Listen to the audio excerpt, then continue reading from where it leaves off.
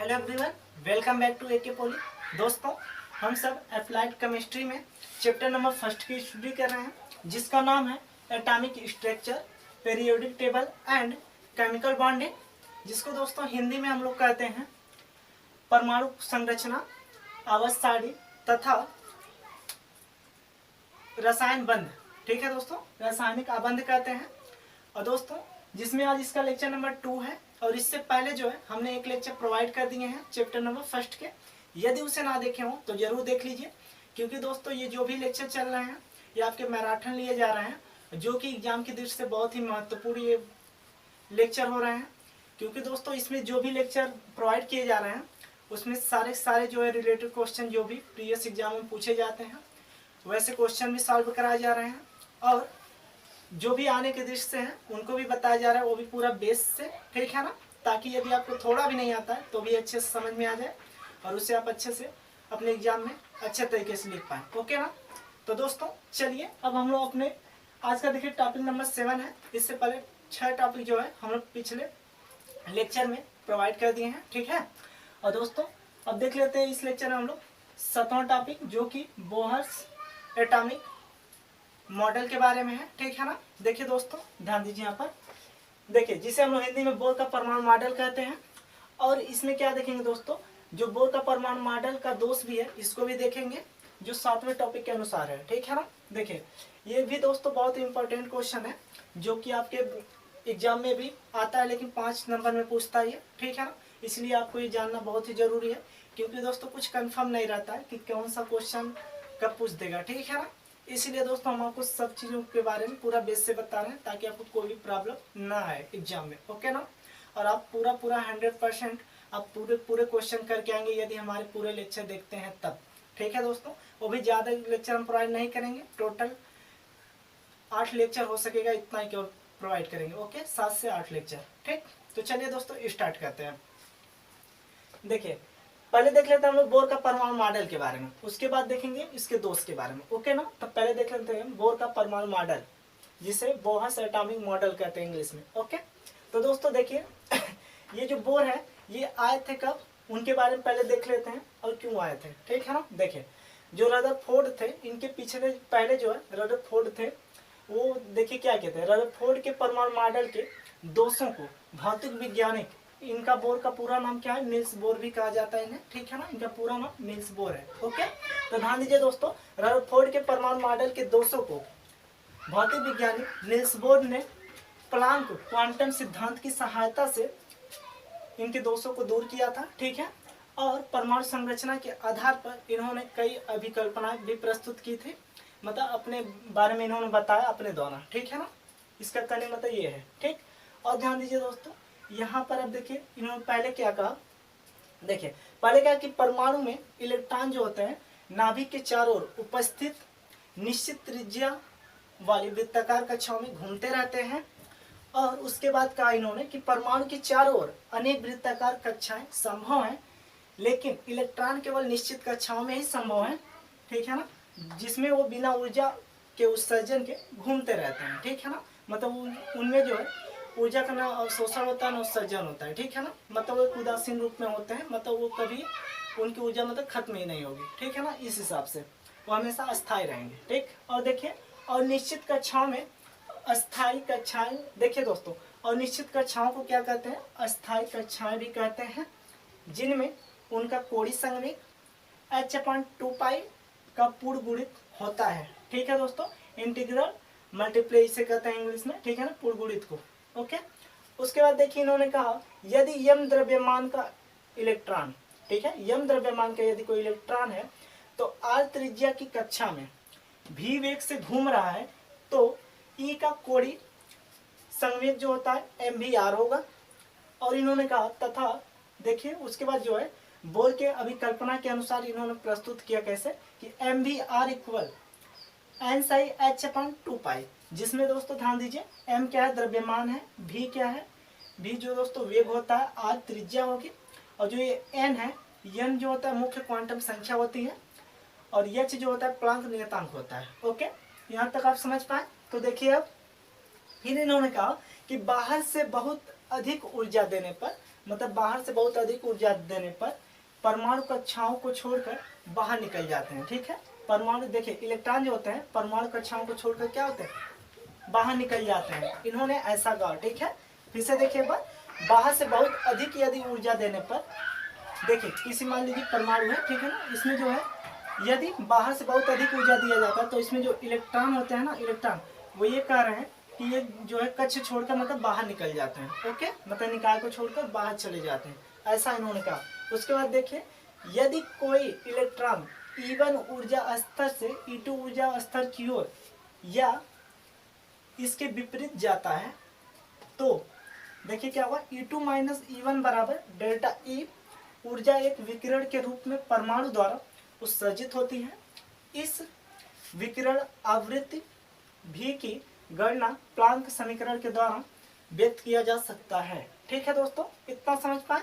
तो अब देखिए दोस्तों यहाँ पर क्या है देखिए आवृत्ति मतलब विकिरण आवृत्ति बराबर इन्होंने क्या निकाला कि इसके इक्वल E2, देखिए ध्यान से दोस्तों, E2 मतलब E2 ऊर्जा स्तर जो है, ठीक, उसमें से E1 ऊर्जा स्तर को क्या किया, माइनस किए, और टोटल के अपान प्लांक नहीं होता, प्लांक जो होता है, प्लांक के क्वांटम सिद्धांत से क्या किए, ये लोग भाग दिए हैं। ठीक है ना, देखिए मतलब h से भाग दिए, और जिसका दोस्तों देखिए यहाँ पर आवृत्ति का जो मात्रक होता है वो होता है प्रति सेकंड। क्या होता है, प्रति सेकंड होता है, इसलिए इसका जो मान निकलेगा प्रति सेकंड में निकलेगा। और दोस्तों यही है जो विकिरण आवृत्ति बराबर कि E2 minus E1 upon H। ठीक है, आई होप दोस्तों आपको इतना समझ पाए।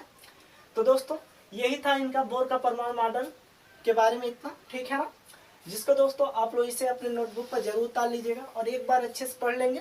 तो यदि ये क्वेश्चन आएगा दोस्तों तो इतना समझ लीजिए कि 5 नंबर में पूछेगा। ओके ना, तो यदि ये आता है तो अच्छी तरीके से यदि आप एक बार पढ़ लेंगे, देखिए इसलिए हम पूरा शॉर्ट नोट्स यहाँ पर लिखे हैं ताकि आप अच्छे से लिख कर अच्छे से याद कर लेंगे, आसानी भी रहेगी और अच्छे से आप एग्जाम में भी लिख पाएंगे। ओके, तो चलिए इसे जो हम लोग रफ करते हैं ताकि इसके यहाँ देखिए ड्रॉबैक्स मतलब दोष के बारे में देख लेते हैं। ठीक है ना, परमाणु मॉडल के दोष के बारे में बोर के। ठीक, तो चलिए दोस्तों अब हम लोग देख लेते हैं कि बोर के परमाणु मॉडल के दोष के बारे में। ठीक है, तो दोस्तों ध्यान से देखिएगा, ज़्यादा नहीं है, थोड़ा ही है। ठीक है ना, इसलिए अच्छे देखिए इसमें देखिए इन्होंने इनका देखिए दोष कहाँ से निकला था। ठीक है ना, जिसकी वजह से ये फ्लॉप हो गए थे। ठीक, उसी को हम लोग इसमें जानेंगे। ओके, तो ध्यान दीजिए, बोर का परमाणु मॉडल केवल उन्हीं परमाणु या आयनों की व्याख्या करता है जिनमें एक इलेक्ट्रॉन होता है। ठीक है, जिनमें क्या होता है, एक इलेक्ट्रॉन होता है, उन्हीं परमाणुओं या आयनों की व्याख्या करता है बोर का परमाणु मॉडल। ठीक, जैसे देखिए हीलियम, देखिए हीलियम के पावर क्या लगा, प्लस लगा हुआ है ना। प्लस का मतलब ये है कि हीलियम जो है एक इलेक्ट्रॉन किसी को दिया है। ठीक है ना, इसी की वजह से इस पर क्या प्लस का चार्ज है। ठीक, तो दोस्तों हीलियम का परमाणु क्रमांक कितना होता है, तो 2 होता है। ठीक, और 2 होता है। यदि हम इलेक्ट्रॉनिक विन्यास के आधार पर इस पे रखें 2, 8, 18, 32 होता है ना, इस पर यदि रखा जाए तो देखिए ये क्या कर रहा है, एक इलेक्ट्रॉन किसी को दे रहा है, तो इसमें कितने इलेक्ट्रॉन बचे, एक ही ना। तो देखिए एक इलेक्ट्रॉन बच रहा है, तो वही कहा जा रहा है कि इसमें एक इलेक्ट्रॉन होता है। ठीक है ना, परमाणु या आयनों की व्याख्या करता है जिनमें एक इलेक्ट्रॉन होता है। तो देखिए एक इलेक्ट्रॉन आ रहा है ना, तो वही चीज बता रहा है। यहाँ देखिए लिथियम है, लिथियम तीसरे नंबर पे आता है, जिसमें देखिए 2 इलेक्ट्रॉन ये भी किसी को दे दिया तो एक इलेक्ट्रॉन बचा ना।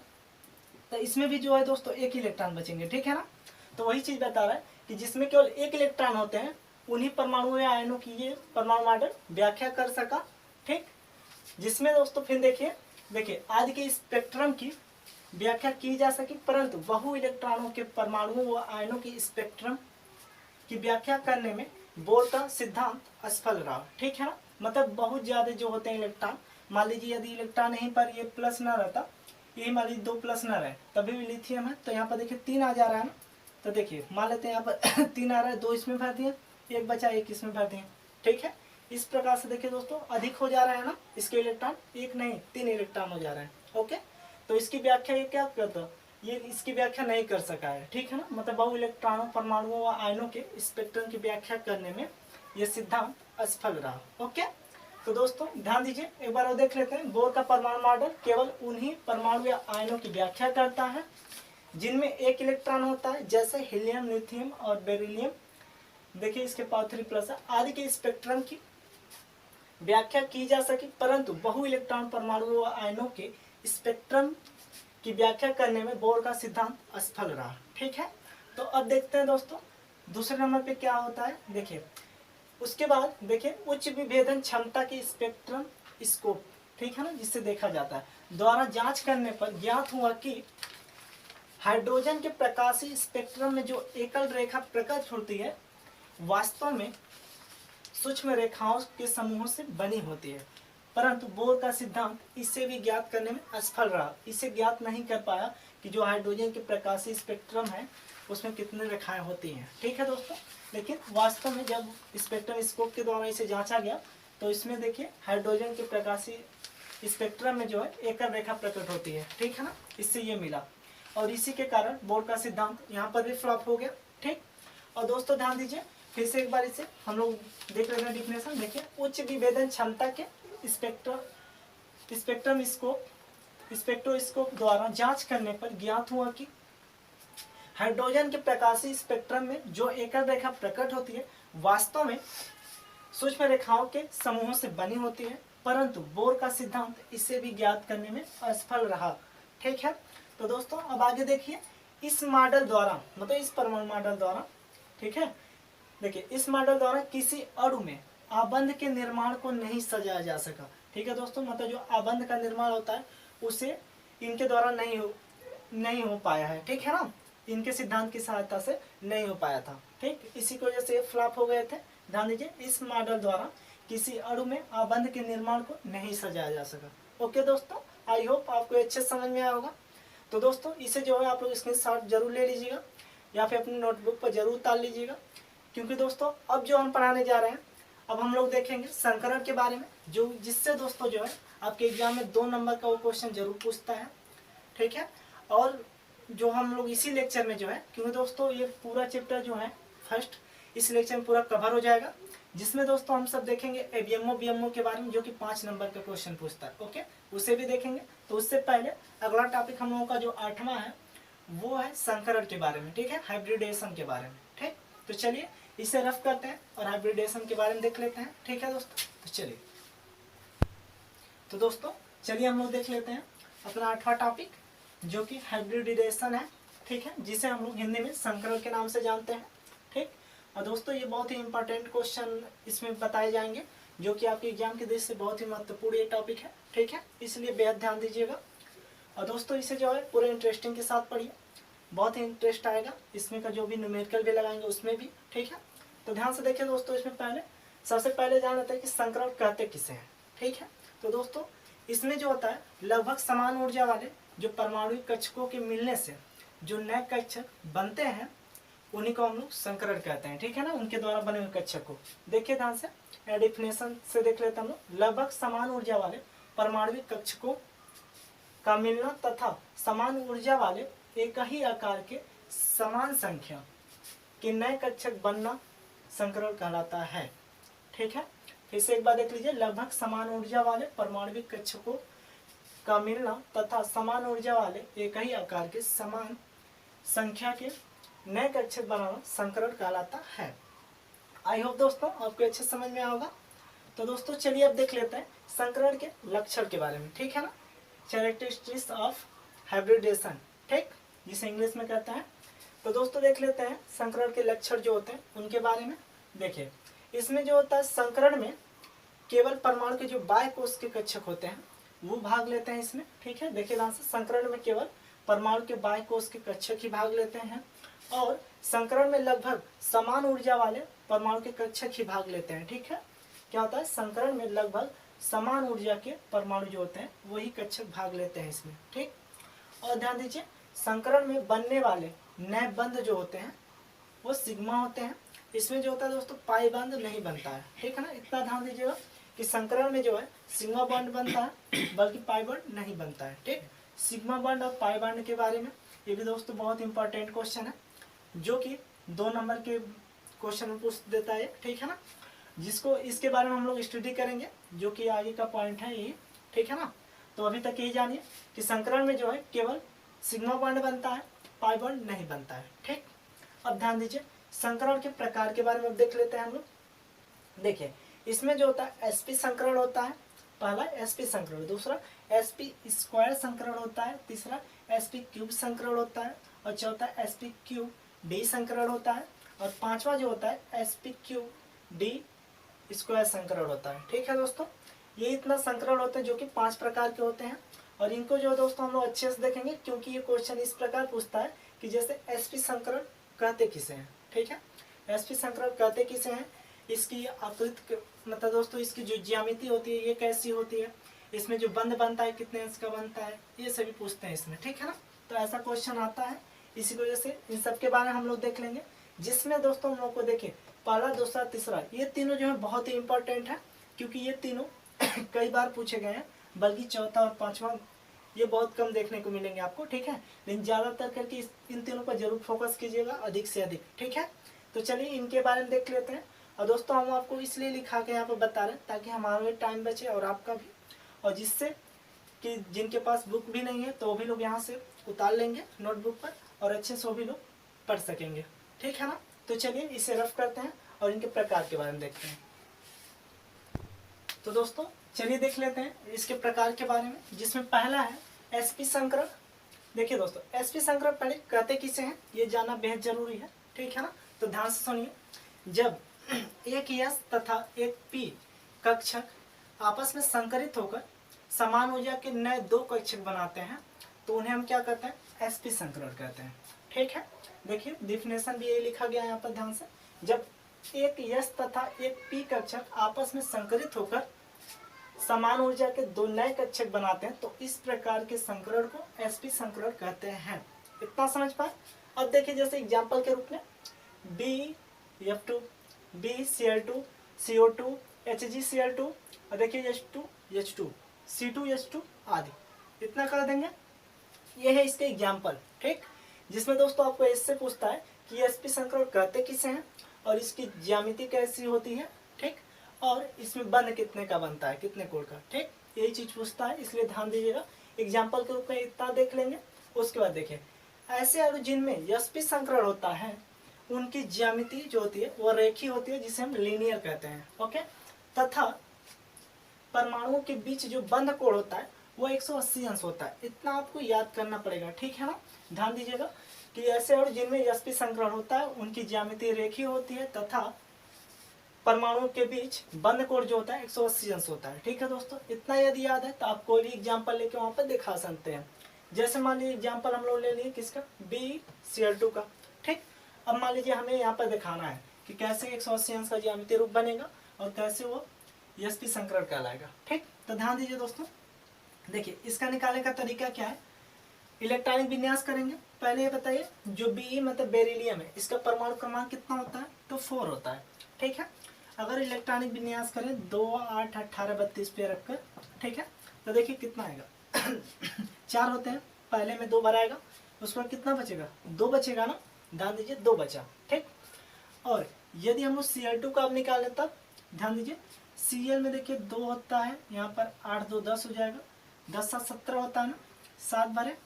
ठीक है दोस्तों, जिसमें हमें 1 की कमी होती है। ठीक, क्या होती है, 1 की कमी होती है इसमें। ठीक है, ध्यान दीजिए इसमें, क्योंकि दोस्तों 8 भरने रहते हैं। ठीक है ना, पूरे 18 नहीं भरे जाते, इसलिए 1 की कमी होगी अभी देखिए इसमें। और यहाँ पर 2 दिया है, मतलब 1, 2, 2, मतलब 2 इलेक्ट्रॉन वहाँ पर कमी होती है। ठीक है, टोटल 2 इलेक्ट्रॉन की क्लोरीन में मतलब Cl2 में 2 इलेक्ट्रॉन की कमी होती है। और Be में कितना हुआ, देखिए sp संकरण बना रहा है ना, तो s में देखिए एक कॉलम ऐसे बना लीजिए। अब P में यहाँ पर कितने कॉलम होते हैं, कितने कक्षक होते हैं, 3, जिसमें आपको हम पिछले लेक्चर में बताया है। ठीक है ना, कक्षक उच्छक के बारे में अच्छी तरीके से ध्यान दीजिए। तो दोस्तों यहाँ पर देखिए पहले बेरिलियम का देख लेते हैं। बेरिलियम के देखिए लास्ट वाले में कितने हैं, 2 हैं, 2 इलेक्ट्रॉन है। तो आपको बताए हैं हुंड के नियमानुसार पहले 1-1 इलेक्ट्रॉन भरेंगे, 1-1 इलेक्ट्रॉन भर दिए। इतना समझे। अब ध्यान दीजिए यदि Cl2 का यहाँ पर निकाला है ना, देखिए Cl का निकाला तो इसमें कितना, 1 इलेक्ट्रॉन की कमी है। ठीक है, इसमें कितना हमें 8 भरने रहते हैं, 18 दिया है लेकिन 8 भरेंगे, उसके बाद आगे वाले में भरते हैं, उसके बाद फिर इसको पूर्ण करते हैं। ओके ना, तो ध्यान दीजिए इसमें कितना, 1 की कमी है, इसलिए क्या करेंगे, इस प्रकार से हम लोग डॉटेड से इसे दिखा देंगे ऐसे। ठीक है ना, 1 की कमी है। और 1 की कमी है किसमें, क्लोरीन में, लेकिन ये Cl2 मतलब डबल क्लोरीन है, इसीलिए 2 होंगे यहाँ पर, इसमें भी कमी हो जाएगी। ठीक है, इस प्रकार से इसका यहाँ पर संकरण बनाने का तरीका हो जाएगा, ठीक है। और देखिए दोस्तों, इसका जो हमें पता है कि इसका ज्यामिति कैसा होता है, लीनियर होता है, ठीक है। लीनियर मतलब एक रेखीय होता है, ऐसे इस प्रकार से होगा, ठीक है, इस प्रकार से हो जाएगा। तथा इसका परमाणुओं के बीच बंध कोण 180 अंश होता है, परमाणुओं के बीच का रहा है, ठीक है। देखिए दोस्तों, बीच मतलब बेरिलियम लिख दीजिए यहाँ पर, एग्जाम्पल बेरिलियम, जिसमें यहाँ पर ये टोटल 180 अंश का होता है, ठीक है ना। ध्यान दीजिए 180 अंश का होता है बंध कोण, जिसमें यहाँ पर Cl यहाँ पर क्लोरीन इधर हो गई, एक क्लोरीन इधर, देखिए 2 क्लोरीन मिल जा रहे हैं यहाँ से, ठीक है। और बेरिलियम का ये बन गया, जो कि बंध कोण किसका है, 180 अंश का, ठीक है, जिसकी ज्यामिति कैसी है, लीनियर। आई होप दोस्तों आपको अच्छे से समझ में आएगा। तो दोस्तों चलिए इसे जो हम लोग रफ करते हैं और जो है sp स्क्वायर संकरण का भी देख लेते हैं, ठीक है ना। तो चलिए दोस्तों अब देख लेते हैं हम लोग दूसरा जो है इसका प्रकार। देखिए इसमें जो है दोस्तों देखिए ये दूसरा प्रकार है, ठीक है। देखिए जिसे sp स्क्वायर संकरण कहते हैं, ठीक। देखिए sp स्क्वायर संकरण पहले कहते किसे हैं, ठीक। सिंपल डिफिनेशन हो दोस्तों कि जब किसी एक यस, देखिए जब किसी एक यस तथा 2p कक्षक आपस में संकरित होकर दोनों मिलाकर 3 हो जाएंगे, 3 नए संकरित 3 समान ऊर्जा वाले नए कक्षक बनाते हैं, तो उन्हें हम sp स्क्वायर संकरण कहते हैं। देखिए जब एक यस कक्षक तथा 2p कक्षक आपस में मिलकर या फिर संकरित होकर 3 नए कक्षक बनाते हैं, तो इस प्रकार के संकरण को sp स्क्वायर संकरण कहते हैं। ओके दोस्तों, अब देखिए ध्यान से, जैसे एग्जाम्पल के रूप में देख लेते हैं। देखिए VF3 BCl3 SO2 C2H5, देखिए CO3, जिसके पास देखिए दोस्तों डबल माइनस लगाया, मतलब ऑक्सीजन जो है क्या क्या है, 2 इलेक्ट्रॉन किसी से लिया हुआ है, ठीक है ना, ये यहाँ पर दिखाया गया। और देखिए NO3, जिसमें इसमें जो दोस्तों ऑक्सीजन है वो एक ऑक्सीजन जो है, एक इलेक्ट्रॉन ऑक्सीजन जो है एक इलेक्ट्रॉन किसी से लिया हुआ है, इसलिए इस पे एक ऋणात्मक का चिन्ह है, ठीक है। आदि ऐसे एग्जाम्पल हो सकते हैं। जैसे देखिए ऐसे अणु जिनमें sp स्क्वायर संकरण होता है, उनकी ज्यामिति जो होती है त्रिकोणमिति जो त्रिकोणी समतली होती है। देखिए दोस्तों इनकी ज्यामिति त्रिकोणी समतली होती है, जिसे इंग्लिश में ट्राइगोनल प्लानर कहते हैं। तथा इनके परमाणुओं के बीच जो बंध कोण होता है वो 120 अंश का होता है, ठीक है दोस्तों, ध्यान दीजिएगा 120 अंश का बंध कोण होता है परमाणुओं के बीच में। ओके, तो दोस्तों इसमें भी देख लेते हैं हम लोग, कोई एग्जाम्पल जैसे ले लेते हैं। इसमें से मान लेते हैं BCl3 ले लेते हैं एग्जाम्पल के थ्रू। देखिए एग्जाम्पल के थ्रू लेते हैं BCl3, ठीक। इसमें ध्यान दीजिए दोस्तों, इसको अच्छे से याद करिएगा, जब एक यस कक्षक तथा 2 p कक्षक हो, ठीक है ना, ध्यान दीजिएगा। तो देखिए दोस्तों मान लेते हैं ये क्या हो गया, ये यस कक्षक हो गया, ठीक है ना। यहाँ पर देखिए 2 कक्षक हैं, एक यस का बात किया, एक p का, ठीक है। ये मान लीजिए p हो गया, p में टोटल 3 कक्षक बनते हैं, ये तो आपको पता है। और यस में 1 कक्षक होता है, ठीक, जिसमें इसको 2s भी कर सकते हैं, इसे जो है 2p कर सकते हैं, ठीक है, इस हिसाब से मान लीजिए। अब देखिए ये जो b है, b क्या होता है, बोरान होता है, जिसका परमाणु क्रमांक कितना होता है, 5 होता है। कितना होता है दोस्तों, 5 होता है परमाणु क्रमांक। यदि इसे इलेक्ट्रॉनिक विन्यास के आधार पर हम लोग इस हिसाब से भी ज्ञात कर सकते हैं दोस्तों, ठीक है ना। फिलहाल इस हिसाब से हम लोग ज्ञात करते हैं 2, 8, 18, 32। आपका बिल्कुल गलत नहीं होगा, ध्यान दीजिएगा। ये 5 है ना, यहाँ पर देखिए 2 भरेंगे। देखिए पहले बेरिलियम का निकालना है, बेरिलियम का परमाणु क्रमांक 5 होता है, तो 2 भरे, बचा कितना, 3 बचा। इसमें अगले वाले में 3 बचा ना, तो देखिए इसमें पहले हुंड के नियमानुसार एक इलेक्ट्रॉन, पहले 3 बच रहा है, 3 इलेक्ट्रॉन, 1, 2, 3 इलेक्ट्रॉन भर दिए। अब ध्यान दीजिए, अब निकालेंगे Cl3 का। आपको पता है Cl3 मतलब क्लोरीन का कितना होता है, परमाणु क्रमांक 17 होता है। तो देखिए 2 हो जाएगा, 2 से मार्क 8, 2, 10, इसमें 7 आएंगे, जिसमें दोस्तों हमें भरना आता है टोटल 8। मतलब 1 की कमी है ना, 1 की कमी है तो डॉटेड से दर्शाएंगे, ठीक है। 1 की कमी है डॉटेड से दर्शाएंगे, वो भी किसी क्लोरीन के लिए, 1 क्लोरीन के लिए है, ठीक। यहाँ पर 3 क्लोरीन है, इसका मतलब 3 डॉटेड बनेगा, ध्यान दीजिए 3 डॉटेड बनेगा, ठीक है। इतना समझ पाए। तो दोस्तों देखिए इसका जो संकरण कराने का तरीका ये है, ठीक। और जो है इसमें जो बंध कोण की बात अब आ गई, ठीक है, कि बंध कोण कैसे बनेगा, ठीक। तो यहाँ पर ध्यान दीजिए 120 अंश का बंध कोण बनता है, जिसको हम लोग कैसे बनाएंगे, मतलब त्रिकोणी समतली, जिसका मतलब तीनों कोण क्या हो, समकोण हो, ठीक है ना। मतलब तीनों क्या हो, समबाहु त्रिभुज के रूप में हो एकदम, ठीक है ना, इस हिसाब से हो, जिसमें अब देखिए इसे त्रिकोणीय समतली बनाएंगे ना, देखिए यहाँ से इस प्रकार से बनाएंगे, ठीक है दोस्तों, इस प्रकार से बनाएंगे, और ताकि इसका जो भी कोण है तीनों, ठीक है, तीनों जो होता है सो दोस्तों ये समबाहु त्रिभुज नहीं होगा, ठीक है ना, त्रिकोणीय समतली बनाएंगे, ठीक है, जिसमें इसका बंध कोण 180 अंश हो। तो देखिए इसका जो भी कोण निकलेगा वो टोटल कितना निकलेगा, 120 अंश निकलेगा, ठीक है ना, टोटल कोण कितना निकलेगा 120 अंश का, ठीक है। तो इस प्रकार से दर्शा देंगे हम लोग। और यहाँ पर जो है देखिए यहाँ पर Cl3 था ना, तो Cl और Cl मतलब तीन यहाँ पर आ गए कि नहीं, Cl आ गए। और ध्यान दीजिए अब बेरिलियम की बात आती है, बेरिलियम कहाँ रहेगा, यहाँ पर बीच में रहेगा, ठीक है ना, जिसका बंध कोण क्या है 120 अंश होता है। आई होप दोस्तों आपको ये भी अच्छे से समझ में आया होगा। तो दोस्तों चलिए इसे जो हम लोग रफ करते हैं, अब देख लेते हैं sp3 के बारे में, ठीक है ना। तो अब हम लोग देख लेते हैं तीसरा जो प्रकार है इसका, जिसका नाम है sp³ संकरण। ये देखिए दोस्तों कि sp³ संकरण होता क्या है।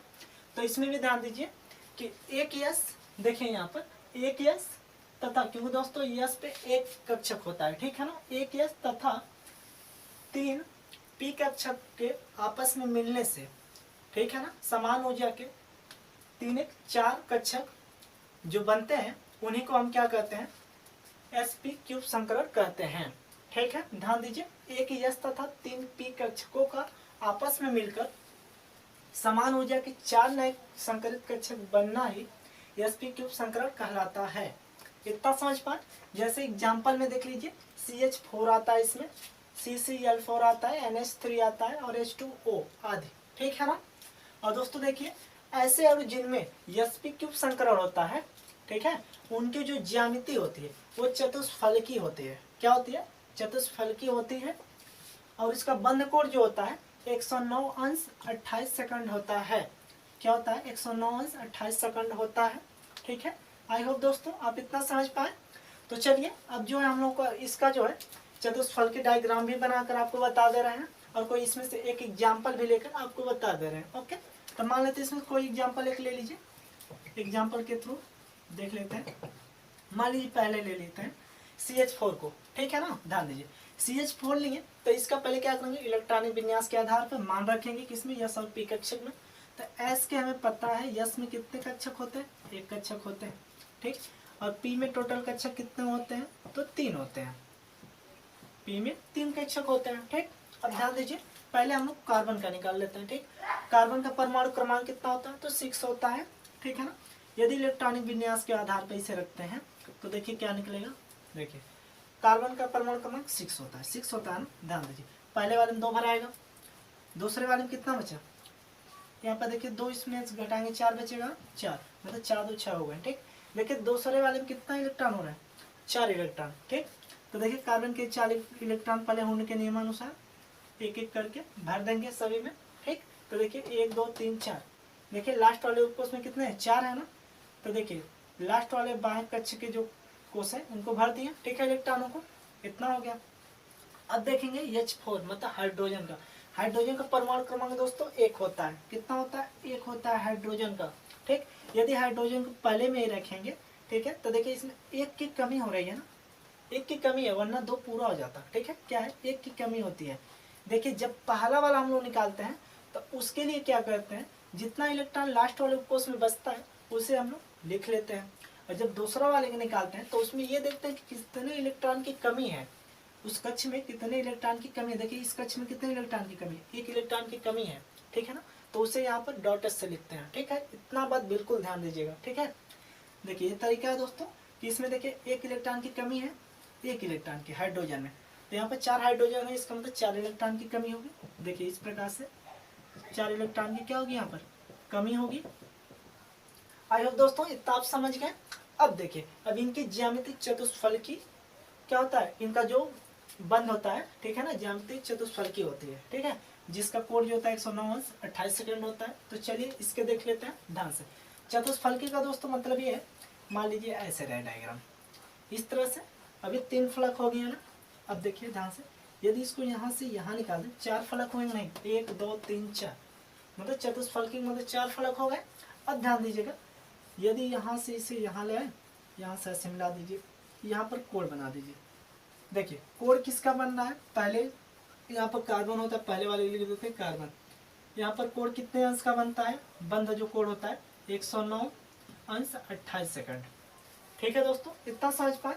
जिसमें देखिए यदि इनको परमाणुओं को यहाँ पर दर्शा दे तो देखिए कार्बन यहाँ पर हो गया H4, मतलब H को 4 जगह लिखना। देखिए 1 1 2 1 3 1 4, 4 बार H को हम लोग लिख दिए। ठीक है, और यही इसका डायग्राम हो जाएगा दोस्तों। आई होप आपको ये भी अच्छे समझ में आया होगा।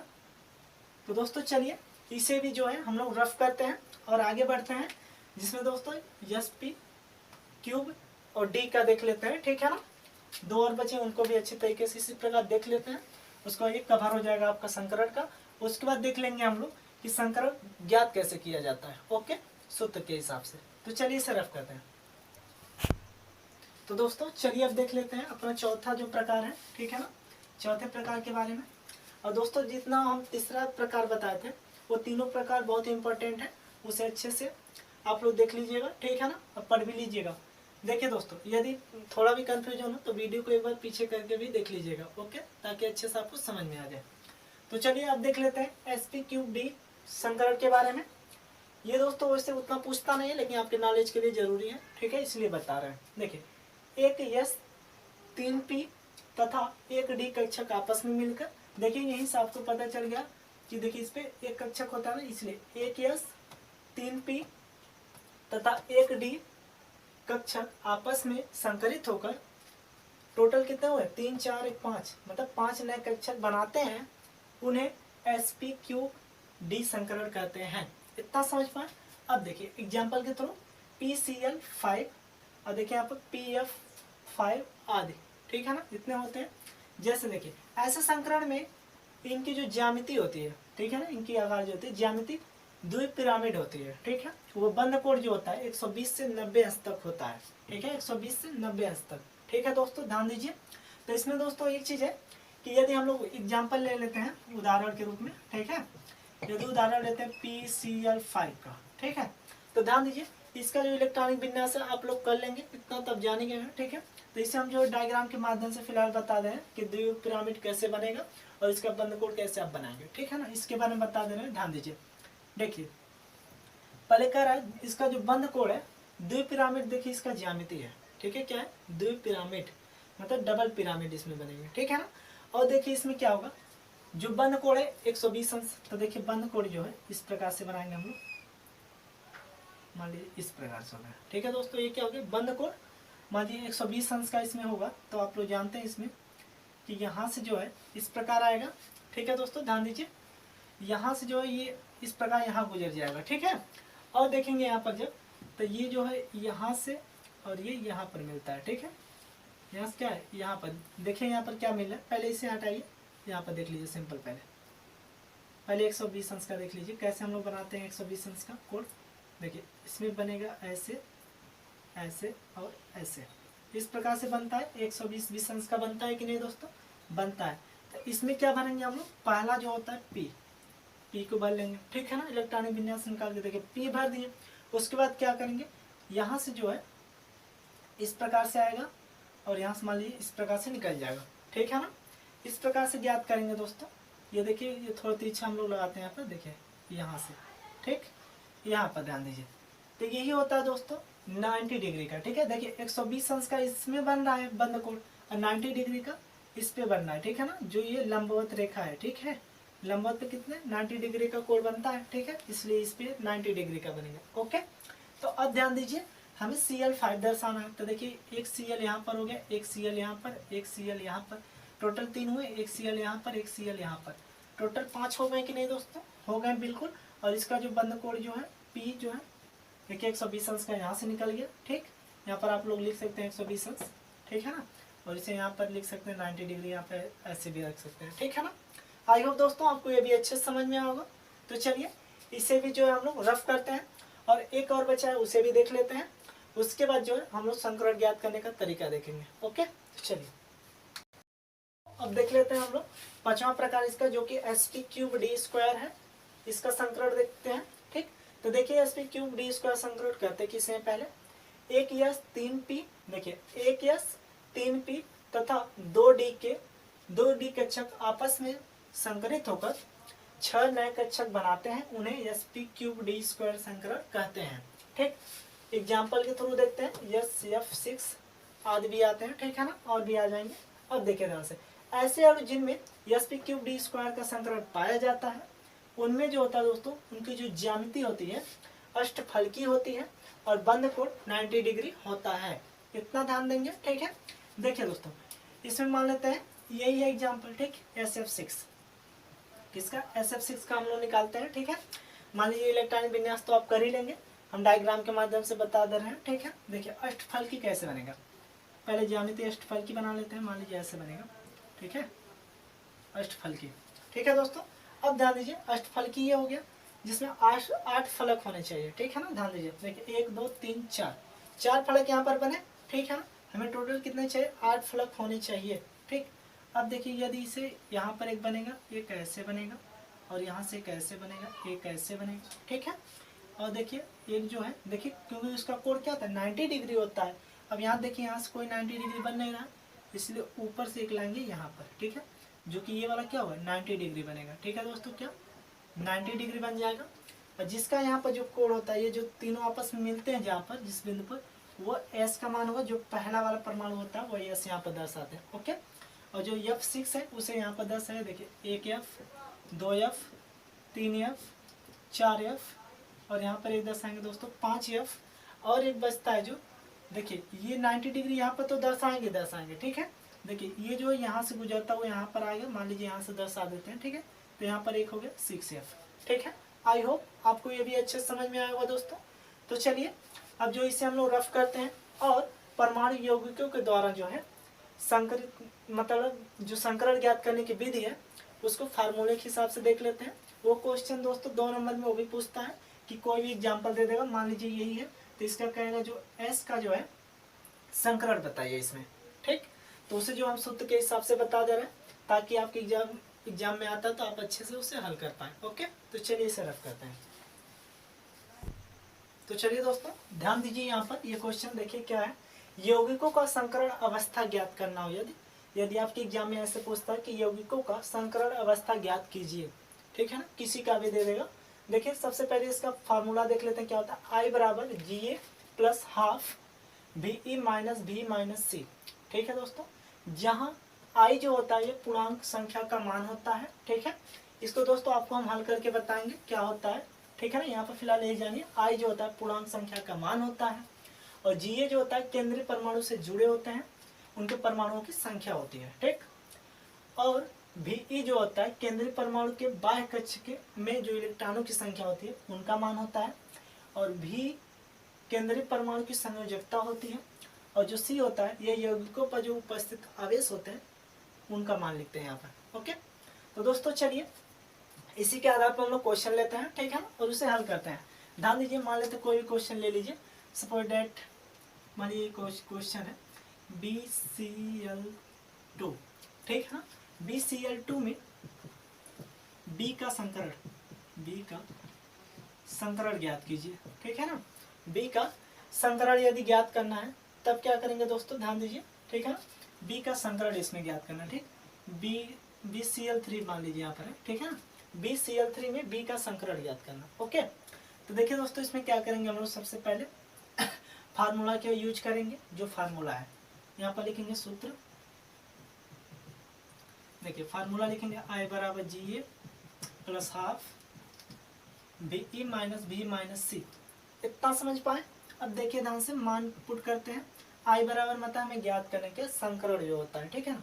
तो देखिए GA का मान कहाँ से आएगा, GA का मान क्या होता है, केंद्रीय परमाणु से जो जुड़े होते हैं, मतलब यहाँ देखिए क्या जुड़ा हुआ है, ये 3 जुड़ा हुआ है ना, परमाणु क्रमांक कितने जुड़े हैं, 3 परमाणु भार जो होते हैं 3 जुड़े हुए हैं ना, तो ये 3 इसका मान हो जाएगा GA का, इतना ध्यान दीजिएगा, ठीक है। क्योंकि ये याद करेंगे तो आपको याद नहीं रहेगा ज़्यादा देर तक, इसलिए ऐसे समझ कर याद करेंगे तो अच्छा रहेगा, ठीक है ना। देखिए ये जो यहाँ पर लगे रहते हैं मतलब परमाणु, उन्हें GA का मान होता है वो, ठीक, प्लस करिए हाफ करिए। अब देखिए VE का मान मतलब केंद्रीय परमाणु के बाह्य कक्ष में इलेक्ट्रॉनों की संख्या, ठीक है दोस्तों ध्यान दीजिए। तो देखिए यहाँ पर क्या है, बेरिलियम है, ठीक है ना, मतलब बोरान है। सो दोस्तों क्या है, बोरान है। तो बोरान का आप लोग जानते हैं कितना होता है, ध्यान दीजिए, बोरान का टोटल परमाणु क्रमांक 5 होते हैं। क्या होते हैं यहाँ पर देख लीजिए, बोरान का परमाणु क्रमांक कितना होता है, 5, मतलब 2 3 5 मतलब होते हैं, ठीक है ना। टोटल क्या होते हैं, 5 होते हैं ना, इसका परमाणु क्रमांक 5 होता है। इलेक्ट्रॉनिक विन्यास यहाँ पर कर लेते हैं, देखिए 5 होते हैं, जिसमें हम लोग इलेक्ट्रॉनिक विन्यास करेंगे तो आएगा 1s स्क्वायर, ठीक है। उसके बाद इलेक्ट्रॉनिक विन्यास दोस्तों हम लोग इसी आधार पे कर लेते हैं, मान लीजिए 2 8 18 32 पे, ठीक है, इसी पे कर लेते हैं। देखिए ध्यान से, इसका 5 होता है, बोरान का 5 होता है, तो पहले वाले में कितना भराएगा, 2 भरा गया, बचा कितना 3, तो दूसरे वाले में 3 जाएगा, ठीक है। कितना बचा 3, 2 और 3 आया ना, मतलब यहाँ से क्या निकल गया, यहाँ पर बोरान का यदि निकाले तो 2,3 निकल गया, इतना निकला यहाँ से। आई होप दोस्तों इतना समझ पाए। तो देखिए ध्यान से, ये भी क्या होता है, केंद्रीय परमाणु के बाह्य कक्ष में इलेक्ट्रॉनों की संख्या होती है। बाह्य कक्ष में इलेक्ट्रॉन की संख्या कितनी है, 3 है, तो यहाँ पर 3 लिख देंगे, इतना समझे। अब ध्यान दीजिए, माइनस लगाइए। अब भी का मान देख लेते हैं, केंद्रीय परमाणु की संयोजकता, केंद्रीय परमाणु की संयोजकता कर रहा है, जो केंद्र का परमाणु 3 है, इसकी संयोजकता, मतलब पहले हम लोग क्लोरीन की संयोजकता ज्ञात करते हैं, ठीक है ना, इलेक्ट्रॉनिक विन्यास के आधार पर। देखिए यहाँ पर रखेंगे यदि इसका मान, तो देखिए पहले कक्ष में 2 इलेक्ट्रॉन होते हैं, 2 रख दिए, दूसरे में 8 होते हैं, 8 रख दीजिए, 8 2 10 हो गए।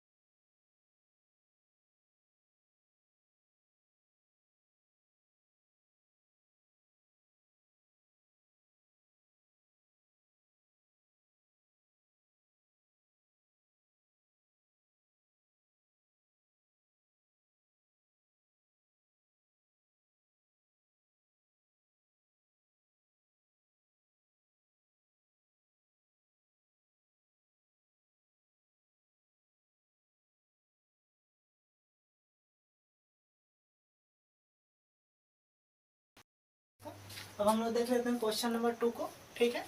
ध्यान से देखिए, पूरा अच्छे से समझ में आएगा और भी पूरा इंटरेस्टिंग के साथ, ओके। देखिए दोस्तों क्या कर रहा है, NH4, ठीक है, जिसके ऊपर प्लस है, मतलब एक इलेक्ट्रॉन, प्लस का मतलब क्या है, ये एक इलेक्ट्रॉन त्याग दिया है, ठीक है ना, इसलिए इस पे धनात्मक चिन्ह है, ठीक है ना। इसमें जो कर रहा है एन का संकरण ज्ञात कीजिए। एन का मतलब दोस्तों क्या है, नाइट्रोजन, नाइट्रोजन का संकरण ज्ञात करना, ओके। तो ध्यान दीजिएगा, जब ये रहेगा तो सबसे पहले क्या लिखेंगे हम लोग, फार्मूला लिखेंगे यहाँ पर, I equal to G plus half VE minus C. इतना समझ पाए। अब देखिए ध्यान से, अब करेंगे क्या दोस्तों, ध्यान दीजिए, I का मान हमें तो ज्ञात ही करना है, ठीक है, वही संकरण का मान होता है। GA का मान, देखिए GA का मान आपको बताएं कि जो यहाँ पर केंद्रित परमाणु का संख्या रहेगा वही लिखेंगे, ठीक। यहाँ पर 4 है ना, तो एक चीज ध्यान दीजिएगा दोस्तों, यहाँ पर 4 है, लेकिन यहाँ पर 4, देखिए यहाँ पर जो 4 है, इसे सैंपल पहले 4 लिख लेंगे ऐसे ही, ठीक, 4 लिख दिए। GA का मान हाफ करिए, हाफ करिए, 1/2 हो गया यहाँ। अब देखिए VE का मान, VE का मान दोस्तों क्या होता है, बाई कोश में इलेक्ट्रॉनों की संख्या होती है, ठीक। तो यहाँ पर देखिए पहले इलेक्ट्रॉन निकाल लेते हैं, मान लीजिए ये क्या है, N है, मतलब नाइट्रोजन, यहाँ पर निकाल लेते हैं। मान लीजिए नाइट्रोजन का कितना होता है, परमाणु क्रमांक 7 होता है, ठीक है। 7 का अगर 2 8 18 पे रखते हैं, 32 पे, तो इसमें क्या निकलता है, देखिए इसमें पहले में 2 भराएगा, उसके बाद 5 भराएगा, मतलब जो नाइट्रोजन का कितना निकला देखिए इलेक्ट्रॉनिक विन्यास करने पर संयोजकता इसका क्या निकला, ध्यान दीजिए 2 और 5। ठीक, अब दोस्तों एक चीज देखिए 2 5 निकलाना, लेकिन VE का मान क्या आता है, जो बाय कोष में इलेक्ट्रॉनों की संख्या होती है उसे लिखते हैं, मतलब 5 है तो 5 लिख दीजिए, इतना समझे।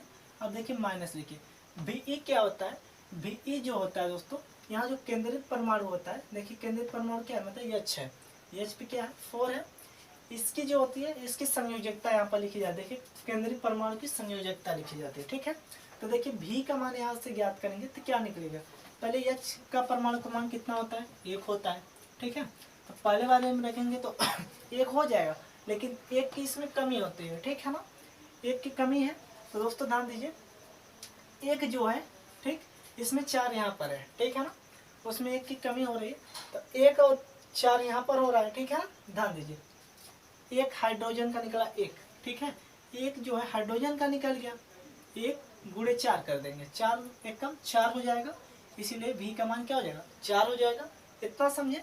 अब ध्यान दीजिए, अब जो ये प्लस दिया है ऊपर वाला, ठीक है ना, पहले आपको सिंपल यही सभी चीज़ करने हैं, इस प्लस से आप कोई लेन देन नहीं है अभी। ठीक है ना, यही करेंगे कि जो ये V का मान है, V के मान के लिए पहले H का मान निकालेंगे, इलेक्ट्रॉनिक विन्यास करके देखिए 1 निकला ना, इसमें 1 की कमी है। ठीक है ना, इसके देखिए लास्ट इलेक्ट्रॉन क्या निकले, 1 निकला है। ठीक, 1 निकला, देखिए इसमें क्या केंद्रीय परमाणु की संयोजकता होती है, देखिए जो केंद्र H है इसका केंद्रीय परमाणु की संयोजकता 1 आई, 1 हुआ ना, तो 1 से 4 में गुणा करेंगे तो 4 1 कम 4 हो जाएगा। ठीक है, माइनस करिए C, मतलब आवेश क्या है, देखिए यहाँ पर आवेश ये देखते हैं, देखिए यौगिक पर आवेश जो लगे होते हैं, देखिए धनात्मक है ना, वो भी कितना धनात्मक, 1 धनात्मक है, तो यहाँ पर क्या लिख देंगे +1 लिख सकते हैं इस प्रकार।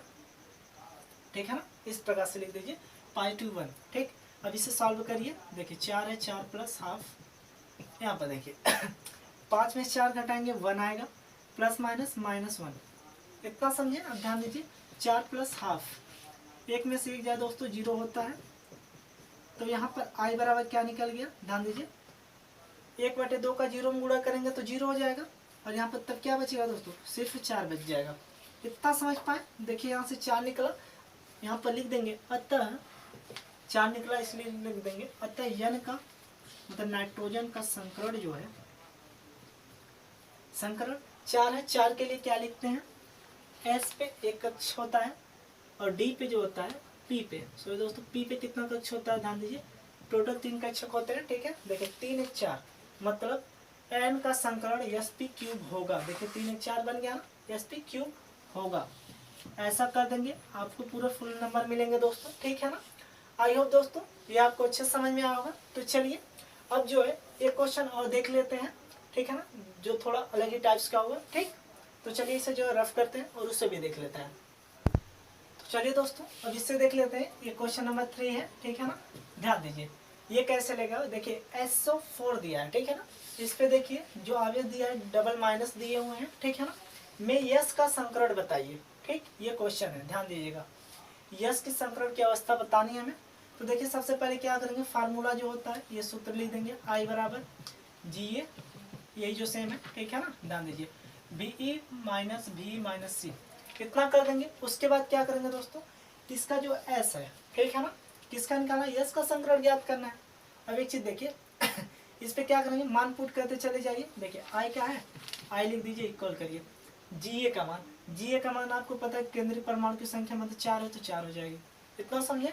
अब ध्यान दीजिए प्लस होता है तो प्लस हाफ करिए, मतलब 1/2 कोष्टक में BE का मान, जो कि दोस्तों केंद्रीय परमाणु की संख्या का क्या होता है, ध्यान दीजिए जो BE होता है यहाँ पर देखिए केंद्रीय परमाणु के बाह्य कोश में इलेक्ट्रॉनों की संख्या। ठीक, मतलब इसका जो है बाह्य कोश में इलेक्ट्रॉनों की संख्या क्या होगी, देखिए S का निकालिए, यस मतलब क्या होता है सल्फर, सल्फर का कितना होता है 16 होता है परमाणु क्रमांक, इक्वल करिए 2 8 18 32 पे निकाल लेते हैं, देखिए क्या निकलता है, देखिए पहले में 2 भराएगा, उसके बाद 8 8 2 10 6 बचते हैं, 6 यहाँ पर भर देंगे, मतलब बाह्य कोश में कितने इलेक्ट्रॉन है 6, जो बाह्य कोश में होते हैं उसी को यहाँ पर लिख देते हैं, इतना हुआ। अब लिखेंगे माइनस V का मान, V का मान जो होता है दोस्तों यहाँ पर देखिए केंद्रीय परमाणु की संयोजकता ज्ञात करते हैं, केंद्रीय परमाणु की संयोजकता जो यहाँ पर होता है। ठीक है, तो देखिए ऑक्सीजन का निकाल लेते हैं, ऑक्सीजन का 8 होता है परमाणु क्रमांक, इसका निकालेंगे होगा 2, यहाँ पर देखिए 8 होता है ना, 2 हो गया। अब बचा कितना, 6 भर दिए दूसरे वाले में, ठीक है। जिसमें देखिए इसके बाई कोस में कितने हैं टोटल, 6 भरा है, ठीक है। इसमें कमी कितने की है दोस्तों, ध्यान दीजिए, कमी 2 की है। 2 और आता क्या हो जाता है, ये पूर्ण हो जाता है, ठीक है ना। कितने कमी है, तो 2 की कमी है, और 2 की ये कमी है तो 2 ये मान लीजिए, और 4 यहाँ पर है, ठीक है ना। तो 4 और 2 यहाँ पर करेंगे तो 4 दूना कितना हो जाएगा, 8 हो जाएगा, ठीक है। इसमें जो कमी रहती है उसी को लेते हैं, ध्यान दीजिएगा। 2 की कमी है, 2 और इलेक्ट्रॉन रहते तो एक अच्छे पूर्ण हो जाता है, ठीक। तो 2 4 दूना 8 हो जाएगा। 8 हो गया भी का मान, माइनस सी का मान देख लीजिए, जो यौगिक पर आवेश होते हैं। मतलब यहाँ पर आवेश देखिए कितने हैं, देखिए आवेश माइनस इलेक्ट्रॉन, ये क्या है, 2 इलेक्ट्रॉन को लिया है, इसलिए इस पर माइनस का चार्ज लगा हुआ है, ठीक है ना। तो देखिए 2 माइनस के चार्ज लगे हैं, इसके लिए हम लोग -2 लिख देंगे ऐसे, ठीक है। इतना कर देंगे। अब देखिए यहाँ आई बराबर निकालिए, 4 प्लस 1/2। यहाँ पर देखिए दोस्तों, इसमें से इसको पहले घटा लीजिए, 6 में से 8 घटाएंगे तो -2 बच जाएगा, ठीक है। देखिए प्लस माइनस माइनस, इसके मतलब घटेगा, 8 में 6 2, बड़ी के सामने माइनस हो तो माइनस लिखेंगे, माइनस माइनस प्लस हो जाएगा, 2 है 2 लिख दीजिए। इतना समझ पाए। अब ध्यान दीजिए, तो आई बराबर क्या निकल गया दोस्तों, यहाँ पर 4 1/2, देखिए प्लस माइनस माइनस, -2 में से +2 घटाएंगे 0 हो जाएगा। 1/2 का 0 में मल्टीप्लाई करेंगे कितना हो जाएगा, 0 हो जाएगा। तो यहाँ पर मान कितना आ गया, 4, आई का मान 4 आ गया। यहाँ पर लिख देंगे अतः एस का संकरण, मतलब सल्फर का संकरण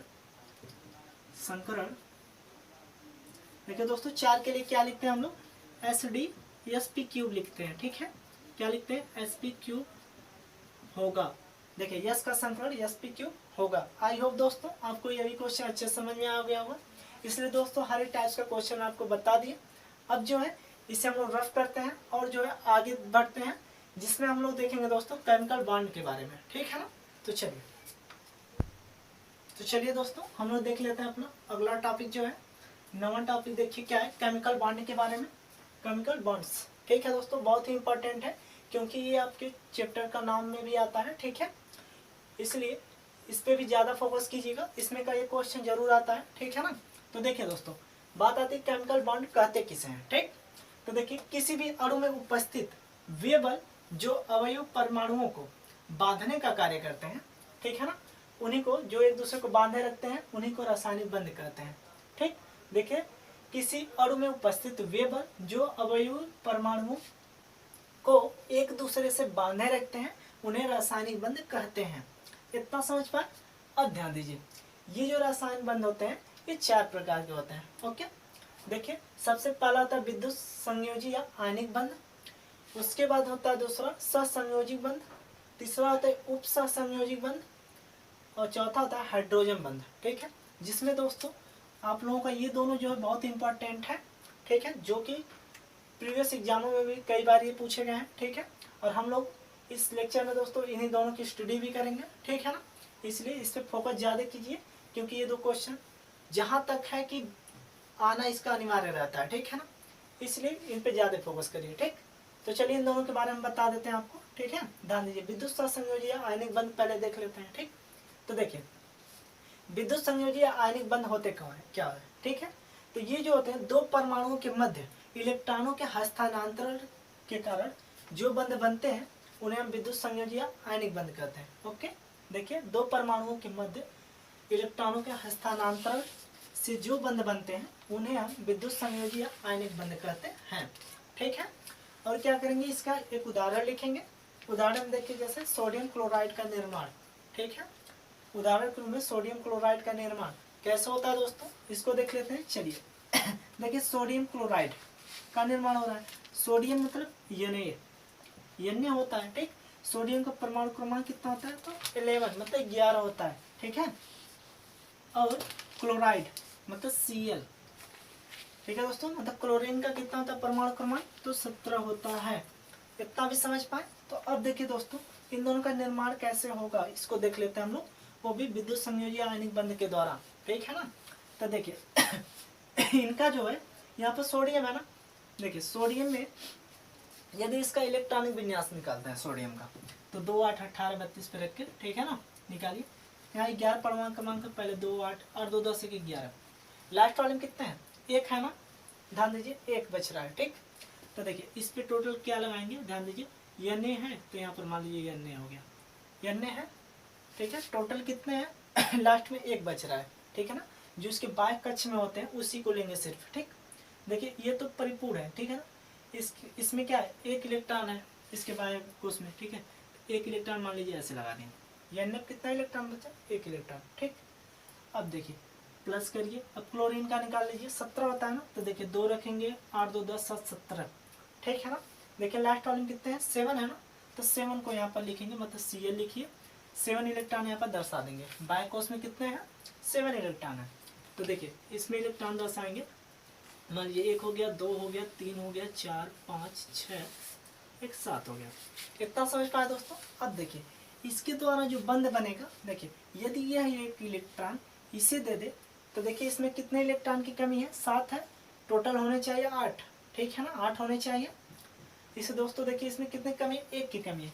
यदि ये सोडियम इसको एक दे देता है, यदि सोडियम इसको एक दे देता है तो ये क्या होगा, क्लोरीन अपना इलेक्ट्रॉन मतलब अपने कोश में पूरा कर लेगा। ठीक है, और देखिए सोडियम की बात आती है तो सोडियम में क्या है, सोडियम दे देता है इसको, मतलब इसका कितना था 2 8 1, मतलब 8 2 10 1 11 11 होते हैं इलेक्ट्रॉन, और इसमें कितना होता है 2 8, मतलब 8 2 10 7 17 होते हैं। ठीक है, इसमें एक इलेक्ट्रॉन जुड़ गया।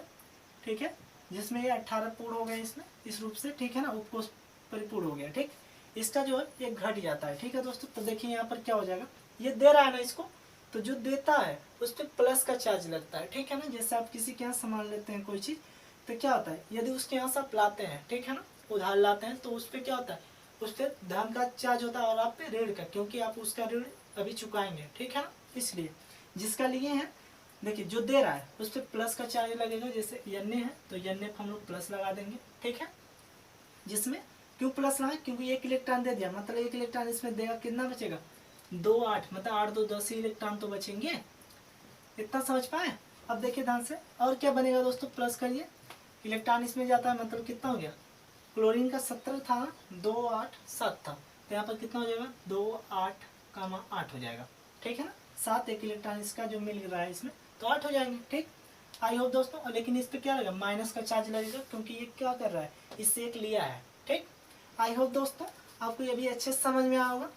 तो चलिए दोस्तों, इसे भी जो है हम लोग रफ करते हैं, और जो है इसका जो विश्लेषण के बारे में होता है, ठीक है ना, इसके जो मतलब लक्षण होते हैं इनके बारे में देख लेते हैं कि इनके लक्षण क्या होते हैं विद्युत सहसंयोजी आबंध के। ठीक है, तो चलिए देखते हैं, इसे रफ करते हैं।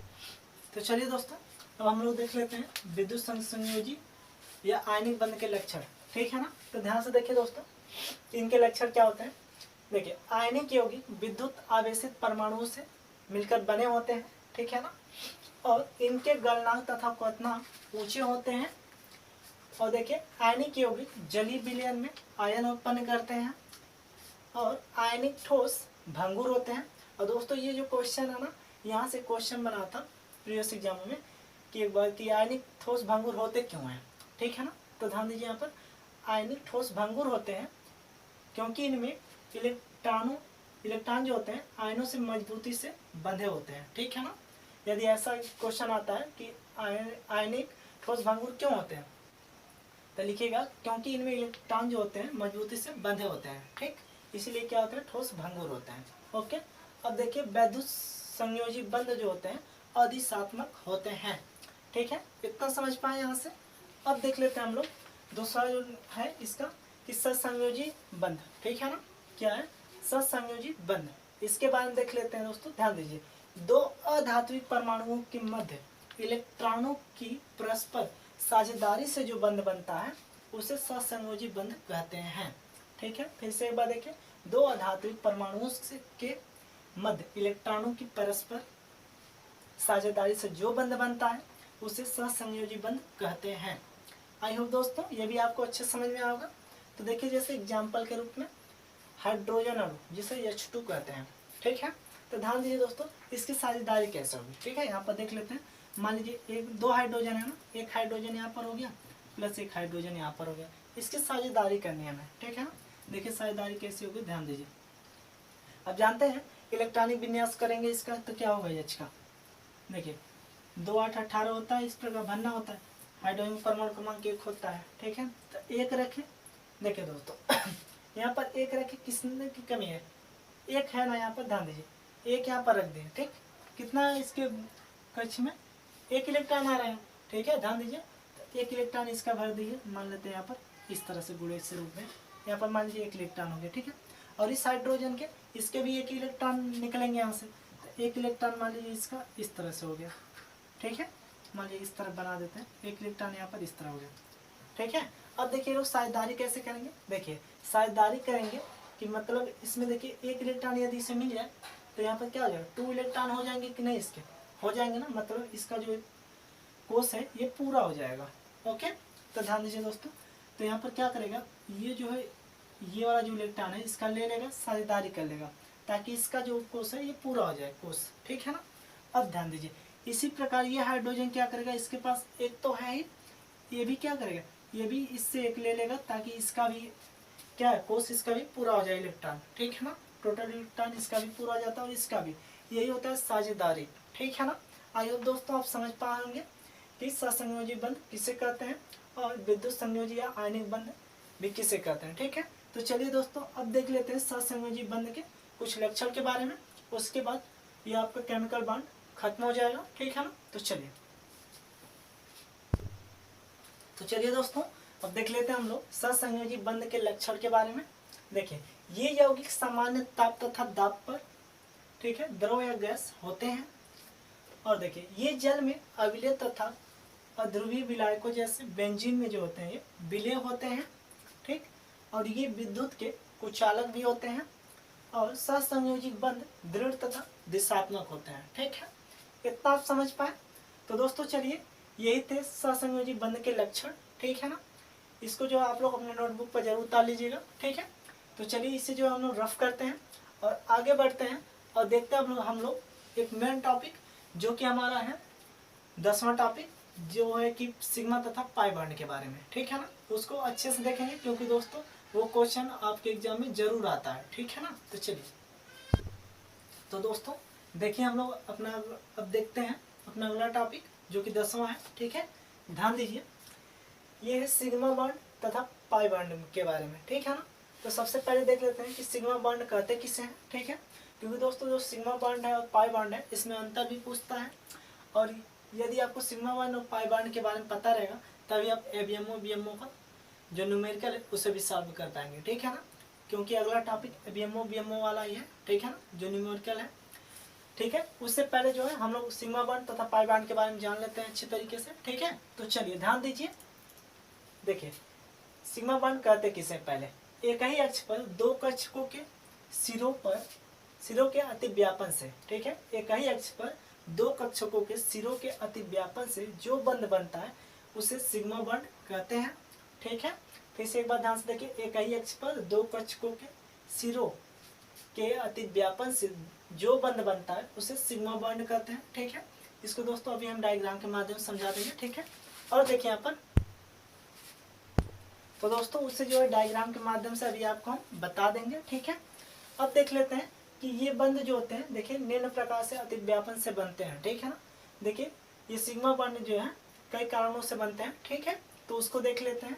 देखिए पहला है एसएस बॉन्ड, ठीक है ना। देखिए एसएस मतलब जब एसएस दो कोष मिलते हैं तो इसके अतिव्यापन द्वारा बनता है, कैसे, ठीक है। देखिए दो परमाणुओं के मतलब एसएस कक्षकों के अतिव्यापन से जो बने हुए बंध होते हैं उनको हम सिग्मा बॉन्ड, इनको भी क्या कहते हैं, सिग्मा बॉन्ड या एसएस बॉन्ड कहते हैं, ठीक है।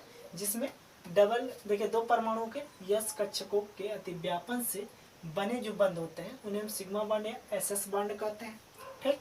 देखिए उदाहरण के लिए जैसे H2, ठीक है ना, क्या हाइड्रोजन। देखिए दोस्तों इसमें जो है यदि हम लोग समझे, देखिए एस उपकोष है, एस उपकोष का हम आपको बताएं आकृति कैसा होता है, गोलाकार होता है। कैसा हो दोस्तों, गोलाकार होता है, ठीक है। देखिए मान लीजिए इसमें H2 है, एक हाइड्रोजन यहाँ पर हो गया, ठीक।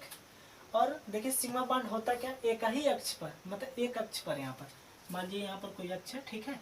एक ही अक्ष पर जो है क्या होते हैं एक ही अक्ष के सिरों पे अधिक अतिव्यापन से, मतलब यहाँ पर जो है दूसरा वाला भी देखिए दो यस है ना, दोनों की आकृति क्या होगी, गोलाकार ही होगी, ठीक है ना। तो दोनों का आकृति क्या हो जाएगी दोस्तों, ध्यान दीजिए यहाँ पर मान लीजिए ये पहले वाले की आकृति हो गई गोलाकार, ठीक, ध्यान दीजिए ये पहले वाले की आकृति गोलाकार हो गई, ठीक।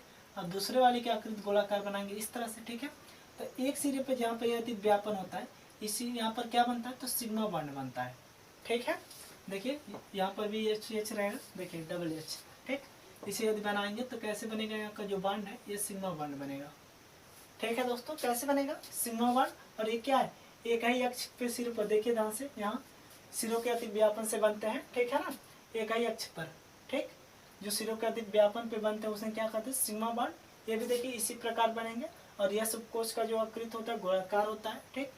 एग्जाम्पल के लिए H2 हो गया, जैसे देखिए H यहाँ पर, एक H यहाँ पर रख दिए, इसका देखिए एक ही अक्ष पर अति व्यापन किए तो क्या बना, सिग्मा बॉन्ड, ठीक। आई होप दोस्तों आप ये समझ पाएंगे। तो चलिए अब देख लेते हैं sp अति व्यापन द्वारा, ठीक। sp अति व्यापन द्वारा जो बॉन्ड बनते हैं, ध्यान दीजिए कैसे। एक परमाणु यस के, ठीक है, तथा दूसरे परमाणु के पी कक्षक के कक्ष के तो दोस्तों देखिए ध्यान से देखिएगा कि जो ये होता है मतलब sp अति व्यापन द्वारा जो बंध बनते हैं, ठीक है। देखिए एक जो है यहाँ पर देखिए एक जो परमाणु होते हैं वो यस कक्षक होते हैं तथा दूसरे परमाणु जो होते हैं पी कक्षक के अक्ष पर, ठीक है ना। अति व्यापन द्वारा जो बंध बनता है उससे हम सिग्मा बॉन्ड या sp बॉन्ड कहते हैं, ठीक है। एग्जाम्पल के लिए HF मान लेते हैं, ठीक है। अब देखिए इसका कैसे बनता है, देखिए यश अति व्यापन द्वारा ना, देखिए यश का कैसे होता है डायग्राम, मतलब आकृति गोलाकार होती है, ठीक है। और पी का क्या होता है, देखिए यश तथा पी कक्षक के अक्ष पर, मतलब इन दोनों के अक्ष पर।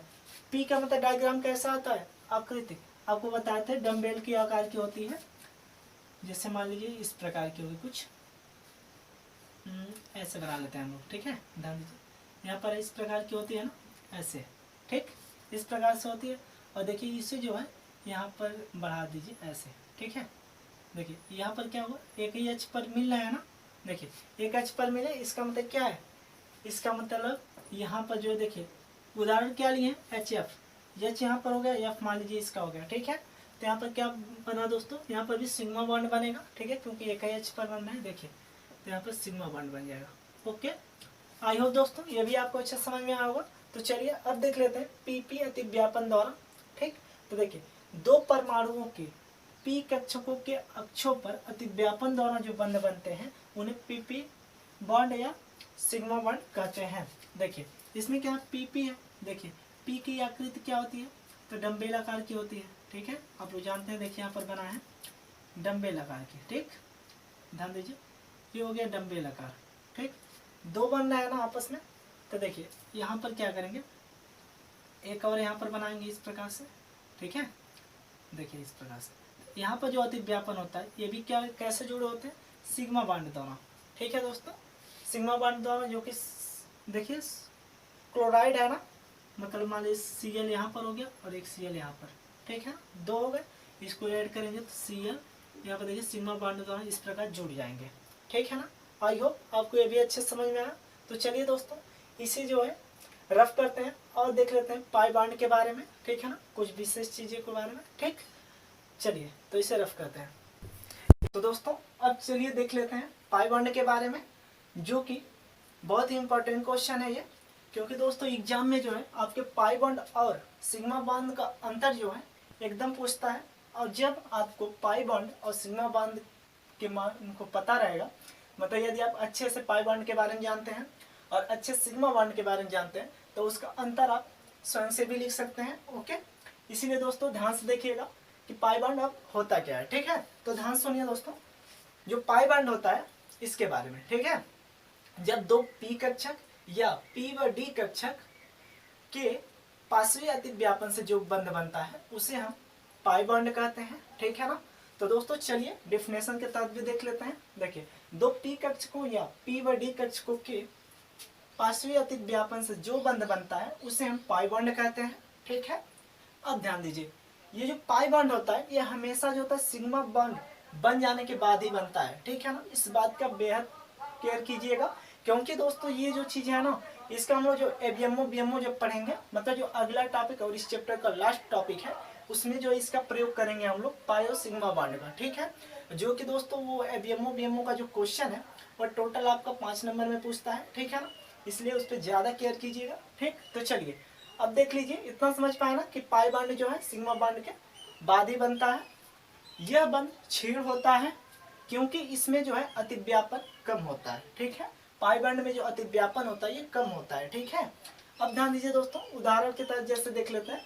देखिए CH2, ठीक है, इक्वल CH2 के, ठीक। तो इसमें देखिए दोस्तों, इसे जानने से, उदाहरण जानने से पहले हम लोग कुछ नोट्स के बारे में जान लेते हैं, तब इसके बारे में और अच्छी तरह से जान लेते हैं, ठीक है। देखिए ध्यान से, एकल बंध में एक सिग्मा होता है, ठीक। ये मेन चीज है कि एकल बंध में एक सिग्मा होता है, मतलब मान लीजिए जब एक बंध है तो इसमें क्या है, केवल सिग्मा बॉन्ड बनेगा, ठीक है, क्या सिग्मा बॉन्ड बनेगा, ओके। अब देखिए द्विबंध में एक सिग्मा तथा एक पाई बॉन्ड बनता है, मतलब जब दो यहाँ पर बॉन्ड होते हैं, ठीक है, दो बॉन्ड होते हैं तो इसमें क्या होता है, एक सिग्मा बनता है और एक पाई बनता है। इतना भी समझ पाए। अब ध्यान दीजिए, त्रिबंध में एक सिग्मा तथा दो पाई बनते हैं, ठीक है। मतलब जब मान लीजिए त्रिबंध है यहाँ पर, तो यहाँ पर क्या होगा, इसमें जो है एक सिग्मा बनता है, ये क्या बनेगा, देखिए ध्यान से, यहाँ से ये मान लीजिए सिग्मा बनेगा और इसका पाई बनेगा और यहाँ पर भी पाई बन जाएगा, ठीक है ना। देखिए दो पाई मतलब बनेंगे, कहीं पर भी आप बना सकते हैं, ठीक है, दो पाई और एक सिग्मा लेकिन बनना चाहिए, ठीक है, त्रिबंध जब रहेगा तब। इतना समझ पाए दोस्तों। अब ध्यान दीजिए, इसका जो उदाहरण है तो यहाँ पर देखिए इस तरह से बना है, तो इसमें क्या होगा, देखिए पाई बॉन्ड में आपको बताया ना, इसमें दो कक्षक होते हैं हमेशा, चाहे वो पी कक्षक हो या फिर पी व डी कक्षक होते हैं, मतलब दो कक्षक होते हैं, इसका मतलब द्विबंध इसमें बनेगा ही बनेगा, ठीक है। तो ध्यान दीजिए, ये ऊपर वाला क्या बनेगा, सिग्मा बॉन्ड, जब दो बंद रहता है क्या बनता है, सिग्मा बॉन्ड, और एक बनता है पाई बॉन्ड, ठीक है। इतना समझ पाए। तो देखिए दोस्तों, पाई बॉन्ड का जैसे चित्र डायग्राम देख लेते हैं हम लोग। देखिए मान लेते हैं पाई बॉन्ड में क्या है, देखिए पहले पी कक्षक है और क्या है, पी व डी कक्षक, ठीक। आप लोग जानते हैं पी कक्षक की जो आकृति होती है क्या होती है, डम्बेल आकार की होती है, और डी की जो होती है डबल डम आकार की होती है, ठीक है ना, डबल डम आकार की। तो ध्यान दीजिए, डम्बेल आकार की मान लीजिए ये हो गया, ठीक है, यहाँ से मान लीजिए ये हो गया डम्बेल आकार की, ठीक, डम्बेल आकार की ये हो गया, ठीक है दोस्तों। अब देख लेते हैं, इसमें जो है जो पाई बॉन्ड बनता है, ठीक, इसमें पार्श्वीय अतिव्यापन होता है, ठीक है। मान लीजिए एक यहाँ पर है, यहाँ से यहाँ पर और यहाँ से यहाँ पर, ठीक है। देखिए ये जो बनता है ये पार्श्वीय अतिव्यापन कहलाता है, ठीक है। और यहाँ पर जो है हमेशा कौन सा बंध बनेगा पाई बंध, इस प्रकार बनता है, ठीक है ना। पाई बंध कैसा बनता है, तो इस प्रकार से बनाएंगे, ओके। आई होप दोस्तों आपको ये भी अच्छे समझ में आया होगा। तो चलिए इसे जो हम लोग रफ करते हैं, और जो है अब देख लेते हैं हम लोग ABMO, ठीक है, ABMO और BMO, ठीक है दोस्तों, ABMO और BMO के बारे में, ठीक है, जो कि बहुत ही इंपॉर्टेंट क्वेश्चन है। देखिए दोस्तों, ABMO का मतलब एंटी बॉन्डिंग मॉलिक्यूलर ऑर्बिटल होता है, और इसका मतलब बॉन्डिंग मॉलिक्यूलर ऑर्बिटल होता है, ठीक है ना। इनके बारे में देख लेते हैं, क्योंकि इससे रिलेटेड जो क्वेश्चन आते हैं जैसे चुंबकीय प्रकृति ज्ञात करने के लिए, ठीक है ना, तो सभी चीज़ें आपको अच्छे समझ में आएंगे। वैसे भी दोस्तों आपको बहुत ही शॉर्ट में समझाएंगे ताकि आपको पूरे अच्छे से समझ में आ जाए, ठीक है ना, वो भी ज़्यादा समय भी नहीं लगेगा, ठीक है ना। तो चलिए इसे रफ करते हैं और आगे बढ़ते हैं। तो चलिए दोस्तों अब देख लेते हैं हम अपना लास्ट टॉपिक, जो कि ग्रामा है, और इस चैप्टर का सबसे लास्ट टॉपिक है, ठीक है, जिसका नाम है मॉलिक्यूलर ऑर्बिटल थ्योरी, जिसे हम इंग्लिश में MOT के नाम से भी जानते हैं, और इसको हिंदी में आणविक ऑर्बिटल सिद्धांत कहते हैं, ओके। तो दोस्तों देख लेते हैं आणविक ऑर्बिटल सिद्धांत होता क्या है, ठीक, और इसे जो हम डायग्राम के माध्यम से भी आपको अच्छे समझा देंगे, ताकि डायग्राम आपको अच्छे से आएगा तो उससे रिलेटेड जो न्यूमेरिकल लगेंगे वो भी डायग्राम के माध्यम से ही लगेंगे, ठीक है। और डायग्राम को आपको यदि अच्छे समझ में आ जाएगा तो ये भी आप अच्छे से लिख सकेंगे खुद से ही, और तो और आपको न्यूमेरिकल लगाने में भी आसानी होगी, ओके। तो चलिए स्टार्ट करते हैं। देखिए पहले ये देखिए, ये मतलब आणविक ऑर्बिटल का सिद्धांत जो है, इसके बारे में पहले अच्छे जान लेते हैं, ठीक है। देखिए संयोजी बंध सिद्धांत की कमियों को दूर करने के लिए, ठीक है, संयोजी बंध सिद्धांत की कमियों को दूर करने के लिए M. हुंड तथा R.S. मुल्कन ने आणविक कक्षक सिद्धांत प्रस्तुत किया, ठीक है ना, वो भी क्यों, संयोजी बंध सिद्धांत की कमियों को दूर करने के लिए, ओके। तो अब देखिए इन्होंने क्या बताया, आणविक सिद्धांत की सहायता से। ठीक है, देखिए इन्होंने पहले बताया जिस प्रकार परमाणु में इलेक्ट्रॉन विभिन्न परमाणु कक्षकों में उपस्थित रहते हैं, उसी प्रकार अणु में इलेक्ट्रॉन विभिन्न आणविक कक्षाओं में उपस्थित रहते हैं। ठीक है, इतना समझ पाए, ध्यान दीजिए। जिस प्रकार परमाणु जो होते हैं वो इलेक्ट्रॉन, परमाणु में इलेक्ट्रॉन जो होते हैं विभिन्न परमाणुओं के कक्षकों में उपस्थित रहते हैं, सेम उसी प्रकार कहा जा रहा है कि अणु में इलेक्ट्रॉन जो होते हैं वो विभिन्न आणविक कक्षाओं में उपस्थित रहते हैं। ठीक, और ध्यान दीजिए उन्होंने दूसरा क्या कहा कि आणविक कक्षक तुल्य ऊर्जाओं एवं उपयुक्त सममित परमाणु कक्षकों के संयोग से बनते हैं। ठीक है ना, जो आणविक कक्षक होते हैं वो क्या होते हैं, ऊर्जाओं एवं उपयुक्त सममित परमाणु कक्षक जो होते हैं। ठीक है ना, आपको अभी डायग्राम के माध्यम से बताएंगे कि क्या परमाणु कक्षक होता है और उससे मिलकर क्या बनता है, मतलब उसके संयोग से आणविक कक्षक बनता है। ठीक है, और ध्यान दीजिए तीसरे स्टेप में बने हुए आणविक कक्षाओं की संख्या संयोग करने वाली परमाणु कक्षकों की संख्या के बराबर होती है। ठीक है, मतलब जो परमाणु कक्षक होते हैं उनकी जो संयोग होती है वो आणविक कक्षक के बराबर होती है। ठीक है, जब दो परमाणु कक्षकों को मिलाया जाता है, जब दो परमाणु कक्षकों को मिलाया जाता है तो दो आणविक कक्षक प्राप्त होते हैं, जिनमें इनमें से एक आबंधन आणविक कक्षक होता है जिसे हम लोग बीएमओ कहते हैं, मतलब बॉन्डिंग मॉलिक्यूलर ऑर्बिटल कहते हैं, जिसे हम लोग सिग्मा और पाई से व्यक्त करते हैं। ठीक है, और ध्यान दीजिए तथा जो दूसरा प्रति आबंधन आणविक कक्षक बनता है, ठीक है, जिसे हम लोग एंटी बॉन्डिंग मॉलिक्यूलर ऑर्बिटल कहते हैं, जिसे हम लोग सिग्मा स्टार या पाई स्टार से व्यक्त करते हैं। ठीक है, और ध्यान दीजिए दोस्तों बीएमओ की ऊर्जा, ठीक है, बीएमओ की ऊर्जा जो होती है वो कम होती है, जबकि एबीएमओ की ऊर्जा जो होती है वो अधिक होती है। ठीक है, अब ध्यान दीजिए परमाणु कक्षकों की भांति आणविक कक्षक भी पाउली सिद्धांत तथा हुंड के नियम और अबाउ के नियम का पालन करते हैं। ठीक है ना, इसमें भी जो है हुंड का नियम, पाउली का नियम और अबाउ का नियम फॉलो होगा। ठीक है ना, इसको हल करने में। ठीक दोस्तों, तो चलिए दोस्तों आई होप आपको अच्छे समझ में आएगा। तो चलिए इसे जो रफ करते हैं और इसे डायग्राम के माध्यम से आपको बता देते हैं कि आणविक कक्षक परमाणु कक्षक से कैसे संयोग करके आणविक कक्षक बनाते हैं, और वो भी दो आणविक कक्षक कौन कौन से बनते हैं, बीएमओ कैसे बनेगा, बीएमओ कैसे बनेगा, और कहाँ पर सिग्मा स्टार पाई स्टार रहेगा और कहाँ पर सिग्मा और पाई रहेगा। ठीक है ना, इन सब के बारे में अच्छे से आपको बता दे रहे हैं। ठीक है, चलिए तो ऊपर वाला भाग को हम मिटाकर यहाँ पर इसके डायग्राम को देख लेते हैं। ठीक है ना, तो देखिए पहले इसे रफ कर लेते हैं।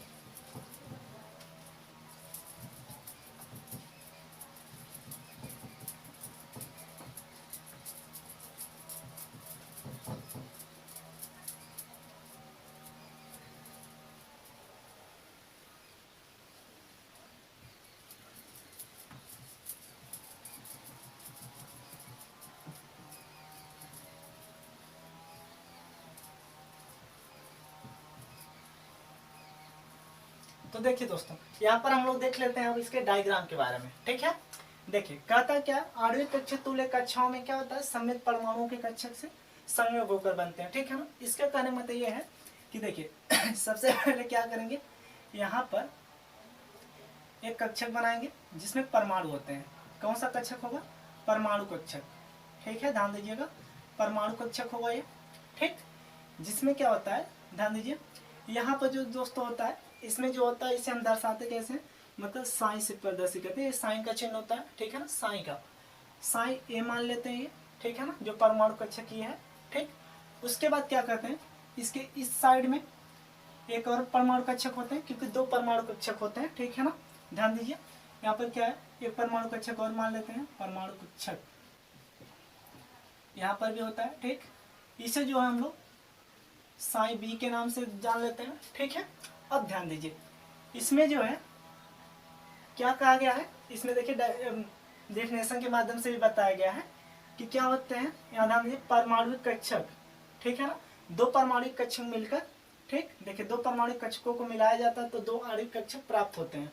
ठीक है, देखिए दो परमाणु कक्षक हो गए, जिनको मिलाने पर क्या प्राप्त होगा दोस्तों, ध्यान दीजिए इनको मिलाने पर दो आणविक कक्षक प्राप्त होते हैं। पहला आणविक कक्षक क्या होगा, यहाँ पर ध्यान दीजिए पहला आणविक कक्षक जो है यहाँ पर क्या प्राप्त हो जाए, ध्यान दीजिए इसमें मान लीजिए इलेक्ट्रॉन है, इसमें भी इलेक्ट्रॉन है। ठीक, देखिए जो कि इसमें पहला इलेक्ट्रॉन क्या प्राप्त होगा, ध्यान दीजिए पहला इलेक्ट्रॉन जो है इसमें प्राप्त होगा पहला आणविक कक्षक देखिए साइन ए प्लस साइन बी, ठीक है, ये प्राप्त हो जाएंगे। जिसे देखेंगे ध्यान से, इसको मान लीजिए ऐसे कह दीजिए हुंड के नियमानुसार, लेकिन इसमें इलेक्ट्रॉन भर जाएंगे, ठीक है ना, ध्यान दीजिए। तो इसमें कैसे होगा, इस प्रकार से देखिए देखिए दो परमाणु कक्षकों से मिलकर क्या होते हैं, दो आणविक कक्षक बनते हैं, ठीक है ना। तो देखिए इससे से मिलकर एक कक्षक यहाँ पर बन गए जिसे हम लोग बीएमओ कहते हैं। क्या कहते हैं, बीएमओ, जिसमें इसकी ऊर्जा क्या होती है दोस्तों, ध्यान दीजिए, यहाँ पर आपको हम बताया ना, इसमें जो होती है इसकी ऊर्जा जो होती है कम होती है, बीएमओ की ऊर्जा क्या होती है, कम होती है, ठीक है। और इसे जो किससे प्रदर्शित करेंगे, यहाँ पर जब बन जाएगा यहाँ पर, ठीक है ना, कक्षक ये वाला बीएमओ का, तो इसे जो है सिग्मा से प्रदर्शित करेंगे, ठीक है ना। अगर एकल बंद रहेगा, ठीक है, मतलब अगर एस यहाँ पर रहेगा, मतलब यस उपकोष की बात होगी, तब क्या होगा, यहाँ पर सिर्फ और सिर्फ क्या होगा, सिग्मा बॉन्ड बनेगा, ठीक है। यदि यहाँ पर पी की बात हो गई, ठीक है ना, पी की, ठीक, तो यहाँ पर क्या लग जाएंगे, पाई भी लग जाएगा, ठीक है ना, ध्यान दीजिए। इसका प्रयोग हम जो दोस्तों क्वेश्चन में बताएंगे अच्छे से, ठीक है ना। फिलहाल यहाँ पर यही जानिए कि यहाँ पर देखिए बीएमओ में ही सिग्मा और पाई लगते हैं, ठीक। और देखिए इन दो परमाणुओं से दो आणविक कक्षक बनते हैं ना, आणविक कक्षक, एक आणविक कक्षक बन गया जो कि बीएमओ है। अब दूसरा बनेगा, यहाँ से देखिए दूसरा बन जाएगा यहाँ पर एबीएमओ, ठीक है, एंटी मॉलिक्यूलर ऑर्बिटल, ठीक है। यहाँ पर ये बन गया, जिसमें क्या होता है, यहाँ 200 इंक्रीज एनर्जी होती है, मतलब इसमें कम होती है, ऊपर जाते वक्त क्या होती है, बढ़ती जाती है। यहाँ पर लिख देंगे बढ़ती एनर्जी, ठीक है, या फिर बढ़ती ऊर्जा, ठीक है, या फिर इंक्रीज एनर्जी भी कह देंगे इंग्लिश में। देखिए ध्यान से, यहाँ पर क्या होगी, एबीएमओ में ऊर्जा जो होती है अधिक होती है, ठीक। जिसमें क्या होगा दोस्तों, यदि यहाँ से यहाँ तो मान लीजिए 2 इलेक्ट्रॉन थे, ठीक है, यदि यस उपकोष है तब 2 इलेक्ट्रॉन हुए, यस उपकोष में कितने इलेक्ट्रॉन होते हैं, 2 इलेक्ट्रॉन, तो 1 इलेक्ट्रॉन यहाँ पे, 1 इलेक्ट्रॉन यहाँ पर, मान लीजिए यहाँ पर हो गए, ठीक। यदि मान लीजिए यस उपकोष में टोटल कितने होते हैं, यहाँ पर मान लीजिए यस उपकोष है, तो यहाँ पर 2 इलेक्ट्रॉन तो भरेंगे ही हुंड के नियमानुसार ऐसे, और यहाँ पर भी भर देंगे, तो कैसे होगा, कैसे, ठीक है। इसमें देखिए बीएमओ में जब लेंगे तो 1 इलेक्ट्रॉन यहाँ से, 1 इलेक्ट्रॉन यहाँ से लेते हैं, ठीक है ना, दोनों का लेते हैं। फिर 2 तो ले लिए, अभी देखिए 1 इसमें बचा है, 1 इसमें बचा है, ठीक है ना, 1 दोनों में से लिए हैं, अभी 1 बचा है, तो 1 यहाँ पर चला जाएगा और 1 यहाँ पर चला जाएगा, ठीक है ना, मतलब टोटल 4 है ना, तो 2 इसको देगा ये जो परमाणु कक्षक है, तो 2 परमाणु कक्षक से 2 आणविक कक्षक बनते हैं, ठीक है। तो एक आणविक कक्षक में 2 इलेक्ट्रॉन जाएंगे, 2 इलेक्ट्रॉन दूसरे आणविक कक्षक में जाएंगे, ओके। तो ध्यान दीजिए ये दोनों जो है, तो यहाँ पर क्या बनेगा, एबीएमओ में देखिए, एबीएमओ में किससे प्रदर्शित करेंगे, सिग्मा स्टार से या पाई स्टार से, ठीक है ना, सिग्मा स्टार और पाई स्टार से प्रयोग करेंगे, ठीक है। तो आई होप दोस्तों आपको ये डायग्राम अच्छे समझ में आया होगा। देखिए इसी आधार पे हम लोग न्यूमेरिकल सॉल्व करेंगे, जो कि बहुत इंपॉर्टेंट है, और 2 न्यूमेरिकल एकदम एग्जाम में देखने को मिलते हैं, जिसमें दोस्तों दोनों हम आपको कराएंगे, जो कि बहुत इंपॉर्टेंट है, पहला ऑक्सीजन का, दूसरा हाइड्रोजन का, ठीक है। अभी तक प्रीवियस एग्जामों में ये 2 क्वेश्चन सबसे अधिक पूछे गए हैं, इसलिए, ठीक है। तो चलिए इसे अब जो है हम लोग रफ करते हैं, और जो है इसके न्यूमेरिकल के बारे में देख लेते हैं, ओके। तो चलिए दोस्तों अब देख लेते हैं हम लोग क्वेश्चन नंबर, ये हमारा फर्स्ट है, ठीक है ना, ध्यान से देखिएगा दोस्तों, जिसमें कहा जा रहा है कि H2 अणुओं के आणविक ऑर्बिटल विन्यास तथा चुंबकीय प्रकृति बताइए, ठीक है ना। ऐसे ही क्वेश्चन आपके एग्जाम में देखने को मिलेंगे, ठीक है। ध्यान दीजिए, इसमें क्या कर रहा है, H2 अणुओं के आणविक ऑर्बिटल विन्यास तथा चुंबकीय प्रकृति भी बताना है, 2 चीजों के बारे में, ठीक है। तो सबसे पहले हम लोग आणविक ऑर्बिटल विन्यास के बारे में देख लेते हैं, ठीक है। तो देखिए सबसे पहले इसमें जो है, जो भी यहाँ पर परमाणु दिए रहेंगे, ठीक है ना, उनका पहले इलेक्ट्रॉनिक विन्यास निकालेंगे, ओके। तो देखिए ध्यान से, यहाँ पर H है ना, वो भी 2 H है, ठीक है ना। तो ध्यान दीजिए पहले 1 H का निकालेंगे, ठीक है। देखिए H मतलब हाइड्रोजन, हाइड्रोजन का परमाणु क्रमांक कितना होता है, तो 1 होता है, ठीक है। अब देखिए दोस्तों 1 होता है, तो इसका इलेक्ट्रॉनिक विन्यास पहले करिए, ठीक है। तो इलेक्ट्रॉनिक विन्यास आपको पता है कि अबाव का नियम कैसे होता है, 1s 2s 2p इस प्रकार होता है ना। तो ध्यान दीजिए यहाँ पर यदि इलेक्ट्रॉनिक विन्यास के आधार पर रखेंगे, तो देखिए हाइड्रोजन का 1 परमाणु क्रमांक होता है, इसका मतलब 1s पे 1 हो जाएगा, ठीक है ना। 1s पे मतलब यहाँ पे इलेक्ट्रॉन होता है ऊपर, तो इसमें देखिए इलेक्ट्रॉन क्या होगा, जो परमाणु क्रमांक की संख्या होती है उतना इलेक्ट्रॉन होता है, ठीक है। देखिए 1 है तो 1 हो गया, ठीक है ना, मतलब 1 इलेक्ट्रॉन यहाँ से मिल रहे हैं, ठीक। अब ध्यान दीजिए, अब दूसरे H का निकाल लेते हैं, तो इसका भी 2 H है ना, 1 H का ज्ञात किया तो क्या निकला यहाँ पर, ध्यान दीजिए यहाँ पर निकला 1s पे 1, ठीक। और दूसरे का निकाल लेते हैं, तो देखिए इसका क्या निकलेगा, इसका भी सेम यही निकलेगा ना, इसका भी यही तो निकलेगा सेम, ठीक है। ध्यान दीजिए इसमें भी परमाणु क्रमांक एक ही है, इस हाइड्रोजन का भी, तो इसमें भी एक निकलेगा, ठीक है। इतना समझ पाए। तो देखिए अब इसके डायग्राम के बारे में देख लेते हैं। देखिए ये जो इलेक्ट्रॉन निकले यहाँ पर, मतलब परमाणु कक्षक निकले हैं, परमाणु से निकले हैं ना, ध्यान दीजिए।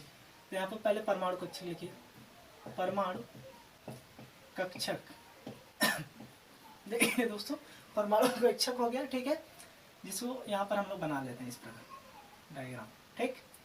इसे जो है यहाँ पर करिए, 1 मिनट। देखिए ये एस कक्षक में आया ना, वो भी किसमें, 1s, तो यहाँ पर लिखेंगे 1s, इसका यहाँ पर डायग्राम बनाएंगे इसे, ठीक है, जिसमें देखेंगे एक इलेक्ट्रॉन है, तो यहाँ पर एक इलेक्ट्रॉन भर दिए। इतना समझ पाए।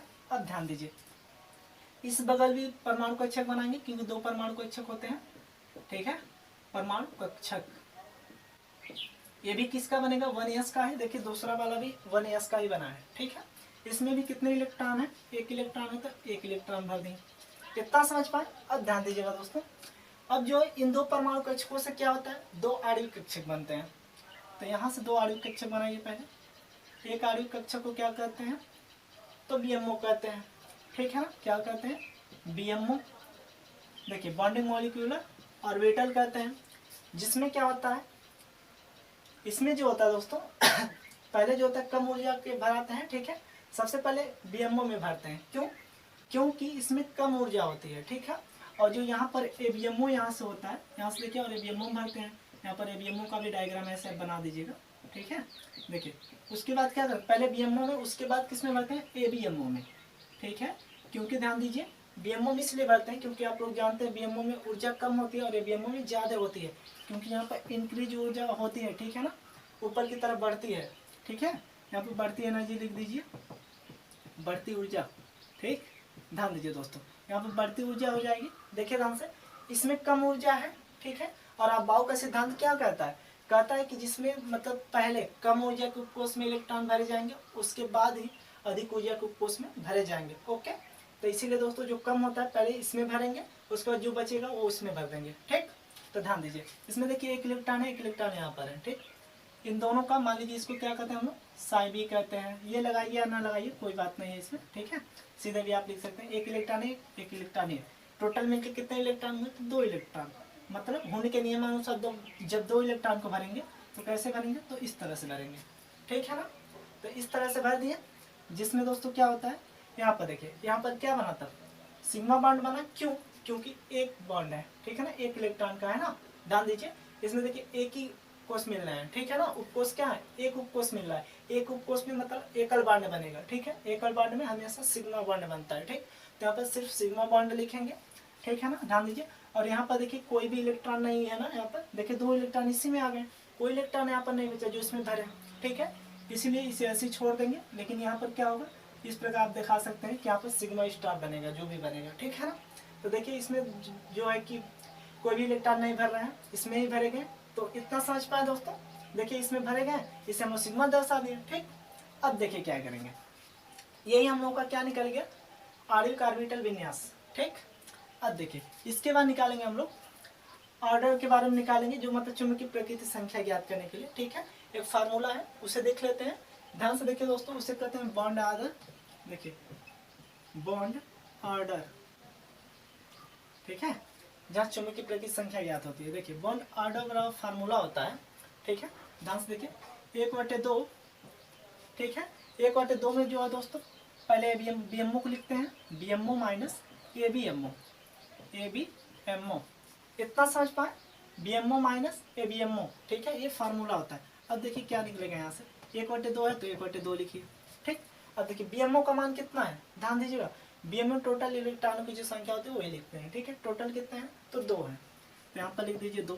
इतना समझे, माइनस एबीएमओ में कितने इलेक्ट्रॉन है, एक भी नहीं है, मतलब 0 के बराबर मान सकते हैं ना। तो यहाँ पर हम लोग क्या करेंगे, 0 मान लेंगे। अब ध्यान दीजिए इक्वल करिए, 2 में से 0 घटाएंगे 2 बचेगा, 1/2 गुणे 2, ठीक है। यहाँ से इसे डिवाइड करेंगे, कितना बचा, 1 बचा ना दोस्तों, ध्यान दीजिए 1 बचा। अब देखिए 1 बचा तो क्या लिखेंगे, अतः चुंबकीय प्रकृति, अतः चुंबकीय प्रकृति क्या हो जाएगी दोस्तों, प्रतिचुंबकीय हो जाएगी। क्या हो जाएगी, प्रतिचुंबकीय, चुंबकीय, ठीक है। देखिए प्रतिचुंबकीय हो जाएगी। और आप जान लीजिए कि प्रतिचुंबकीय कब होता है और अनुचुंबकीय कब होता है, ठीक है ना। इसके बारे में देखिए, प्रतिचुंबकीय तब होगा जब प्राकृतिक संख्या आएंगी, मतलब 1 2 3 4 5 6 7 8 वो भी पूर्ण रूप में रहेंगे, ठीक है। ये नहीं कि 2.5 रहे 1.5 रहे तो वो नहीं होंगे, ठीक है ना। पूर्ण रूप में रहे मतलब 1 2 3 4 5 6 आए इस तरह से, तो उसे प्रतिचुंबकीय कहेंगे। और जब भी यहाँ पर मान लीजिए 1/2 आ गया, ठीक है, मतलब आधा आ गया, तो इसे अनुचुंबकीय कहेंगे। मतलब 1 से जितने भी नीचे आएंगे उसे क्या कहेंगे, अनुचुंबकीय कहेंगे। हमेशा याद रखिएगा, ओके। तो चलिए दोस्तों, आई होप आपको ये भी क्वेश्चन अच्छे समझ में आ गया होगा। तो चलिए आपका जो है कंफ्यूजन जो पूरा दूर कर देते हैं, एक क्वेश्चन और लेकर आते हैं जो कि ऑक्सीजन का, ठीक है। तो चलिए इसे रफ करते हैं और उससे देखते हैं, ओके। तो चलिए दोस्तों अब देख लेते हैं क्वेश्चन नंबर ये 2 है, ठीक है। अच्छे देखिए ध्यान से, देखिए क्या रहा है कि O2 मतलब ऑक्सीजन के बारे में कह रहा है, ठीक है। अणुओं के आणविक ऑर्बिटल विन्यास तथा चुंबकीय प्रकृति बताइए, ठीक है ना। तो ध्यान दीजिए, ऑक्सीजन के लिए कह रहा है। और दोस्तों ये जो है ये थोड़ा अलग टाइप्स का है, ठीक है, उससे थोड़ा बड़ा भी बनेगा, ठीक। लेकिन इसमें आपको फिक्र होने की कोई ज़रूरत नहीं है, क्योंकि ये बहुत ही अच्छी तरह से आपको समझ में आएगा, ठीक है। एकदम टेंशन मुक्त रहिए, ठीक। तो चलिए इसे स्टार्ट करते हैं। देखिए ध्यान से, O2 कह रहा है तो सबसे पहले क्या करेंगे, इसमें ऑक्सीजन को लिखेंगे, मतलब 2 ऑक्सीजन को, 2 ऑक्सीजन दिया ना, तो 2 ऑक्सीजन को लिख लेंगे, ठीक। ऑक्सीजन का परमाणु क्रमांक कितना होता है, तो 8 होता है, 8 कर लिए। अब देखिए इन दोनों का क्या करेंगे, इलेक्ट्रॉनिक विन्यास निकालेंगे, ठीक। देखिए सबसे पहले इलेक्ट्रॉनिक विन्यास निकालेंगे, क्या होता है 1s 2s 2p, इतना समझ पाए।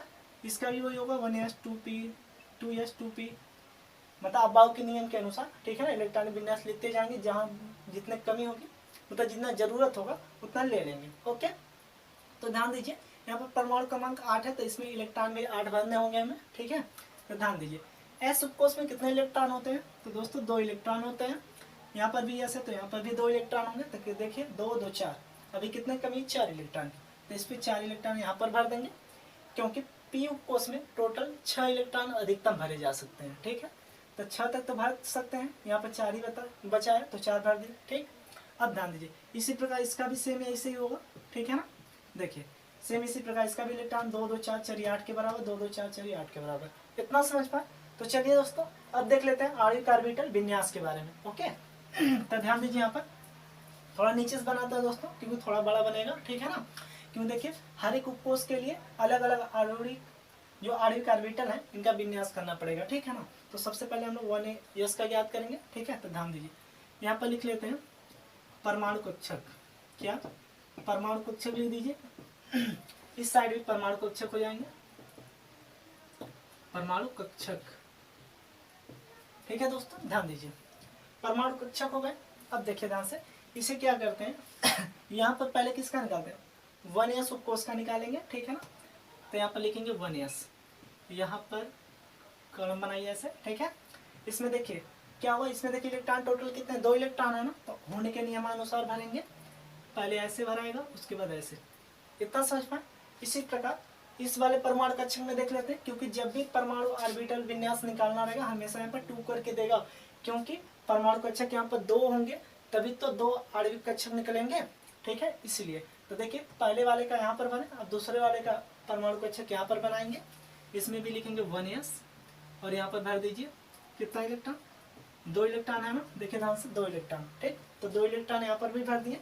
आई होप दोस्तों इतना समझ पाए। अब देखिए अब यहाँ से क्या करेंगे, यहाँ से क्या होता है, 2 परमाणु कक्षक से 2 आणविक ऑर्बिटल बनते हैं, ठीक है। पहले का नाम क्या होता है, BMO, ठीक है। ध्यान दीजिए दोस्तों पहले का नाम क्या होता है, BMO होता है, यहाँ पर लिखेंगे BMO, इतना समझे। अब ध्यान दीजिए जब BMO होगा तब यहाँ पर क्या भराएगा, देखिए यहाँ से 1 इलेक्ट्रॉन यहाँ पर आएगा, मतलब यहाँ पर किसका बन रहा है, 1s का ही बन रहा है ना, तो यहाँ पर लिखेंगे 1s, ठीक है। हमें पता है इसमें टोटल 2 इलेक्ट्रॉन हो सकते हैं, ठीक है। देखिए यस उपकोष का बात है तो यहाँ पर अधिकतम 2 इलेक्ट्रॉन भरे जाएंगे। देखिए 1 इलेक्ट्रॉन यहाँ पर आया, इस तरह से 1 इलेक्ट्रॉन इधर से आ गया, मान लीजिए यहाँ पर, ठीक है। 2 इलेक्ट्रॉन भर गए, 2 इलेक्ट्रॉन अभी बच रहे हैं। और देखिए यहाँ पर क्योंकि 2 आणविक कक्षक बनते हैं, एक क्या बन जाएगा, ध्यान दीजिए यहाँ पर एक बन जाएगा ABMO, क्या बनेगा, यहाँ पर देखिए यहाँ पर सिग्मा बना देंगे क्योंकि एकल बॉन्ड है, ठीक है ना। इसमें क्या बनता है, एस उपकोष में एकल बॉन्ड होता है, ठीक है। ध्यान दीजिए तब यहाँ पर क्या होगा देखिए दोस्तों, यहाँ पर हो जाएगा कि ABMO, ठीक। अब देखिए ABMO जब हो जाएगा तो यहाँ पर क्या करेंगे, एक इलेक्ट्रॉन, देखिए एक इलेक्ट्रॉन इसमें, एक इलेक्ट्रॉन इसमें, मतलब 2 इलेक्ट्रॉन यहाँ पे चले गए, बचा टोटल में से 2 इलेक्ट्रॉन। अभी देखिए 4 इलेक्ट्रॉन थे ना, तो 2 इलेक्ट्रॉन को हम लोग यहाँ पर भर देंगे। ओके, तो यहाँ पर हम लोग लिख सकते हैं 1s, लेकिन क्या लिखेंगे, सिग्मा स्टार, क्योंकि इसे ABMO को क्या करते हैं, सिग्मा स्टार से दर्शाते हैं। ओके, तो अब देख लेते हैं दोस्तों, इतना होने के बाद अब निकालेंगे किसका, 2s का, ठीक है ना। अब 2s का निकाल लेते हैं, तो उसका भी देख लेते हैं। यहाँ पर देखिए 2s का, चलिए यहाँ पर मान लीजिए पहले परमाणु कक्षक, जिसे हम लोग एटॉमिक ऑर्बिटल बता देते हैं, इस प्रकार लिख देते हैं, ठीक है ना, इंग्लिश में। देखिए तो यहाँ पर क्या करेंगे, 2s का निकालना है ना, तो यहाँ पर 2s लिख दीजिए, 2s का यहाँ पर कक्षक बनाइए, ठीक। अब देखिए और इधर भी इसी प्रकार बनाइए, AO 2s का, मतलब दूसरे वाले का, ठीक है। इसका भी यहाँ पर बना दीजिए ऐसे, ठीक। अब देखिए इस पे टोटल इलेक्ट्रॉन कितने हैं, 2, इस पे भी 2 है, तो यहाँ पर भी 2 भर दीजिए, यहाँ पर भी 2 भर दीजिए, इतना समझे। अब यहाँ से जो है 2 आणविक कक्षक बनाएंगे, जिसमें पहला क्या बनता है, BMO बनता है, ठीक है, जिसमें क्या होंगे, 1 इलेक्ट्रॉन, 2 इलेक्ट्रॉन टोटल इसमें भर जाएंगे, ठीक है, मतलब सिग्मा, ठीक, जिसका नाम क्या होगा, 2s सिग्मा के नाम से जानेंगे इसे, ठीक है।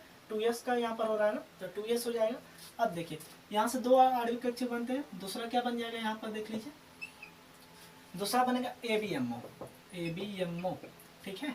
देखिए टोटल 4 इलेक्ट्रॉन थे, 2 इलेक्ट्रॉन इसमें आ गए और 2 इलेक्ट्रॉन यहाँ पर जाएंगे, तो देखिए कैसे बनेंगे, इस प्रकार से, ऐसे होने के नियमानुसार भर देंगे, ठीक है। आई होप दोस्तों आपको ये भी समझ में आएगा। और यहाँ पर क्या लिख देंगे, सिग्मा स्टार किसका बना है, 2s का, तो 2s लिख देंगे, इतना समझ पाए। तो अब देखिए, अब देख लेते हैं हम लोग, यहाँ तक तो हो गया, अब बचा लास्ट वाले कोर्स का, ठीक है, मतलब 2p का, तो यहाँ पर उसे बना देते हैं। यदि आपके कॉपी में जगह होगा तो ऐसे आप लोग इसके ऊपर बनाइएगा, ठीक है ना, तो ऐसा होता है, एक सीध में रहता है, ठीक है। देखिए वैसे अलग अलग भी बना सकते हैं, कोई दिक्कत नहीं है, ठीक है ना, ध्यान दीजिए। अब 2p का देख लेते हैं हम, मान लीजिए यहाँ पर लिखेंगे AO, पहले इसमें 2p का देख रहे हैं ना, तो यहाँ पर लिखिए 2p लिखे, ध्यान दीजिए। यहाँ पर कक्षक बनाइए, देखिए पहली बार 2p में कितने कक्षक बनते हैं, यस में तो एक कक्षक बन रहे थे, ठीक है, हमें पता है p में कितने 3 कक्षक बनते हैं, ठीक है। तो ध्यान दीजिए यहाँ पर थोड़ा बड़ा बनाइए, 3 कक्षक, ताकि हटा जाए, इस प्रकार, ठीक है, 3 कक्षक बने। अब ध्यान दीजिए इधर भी AO लिखिए, यहाँ पर भी 3 कक्षक 2p का बनाइए दूसरे के लिए, ठीक है। देखिए टोटल 3 कक्षक बन गए, ठीक। अब ध्यान दीजिए कि यदि इस पे कितने इलेक्ट्रॉन है, 4 है इलेक्ट्रॉन, कितने इलेक्ट्रॉन है, 4 इलेक्ट्रॉन है, तो 4 इलेक्ट्रॉन भरने, तो होने के नियमानुसार कैसे बनाएगा, देखिए 1 2 3, एक भर देंगे ऐसे 4, ठीक है।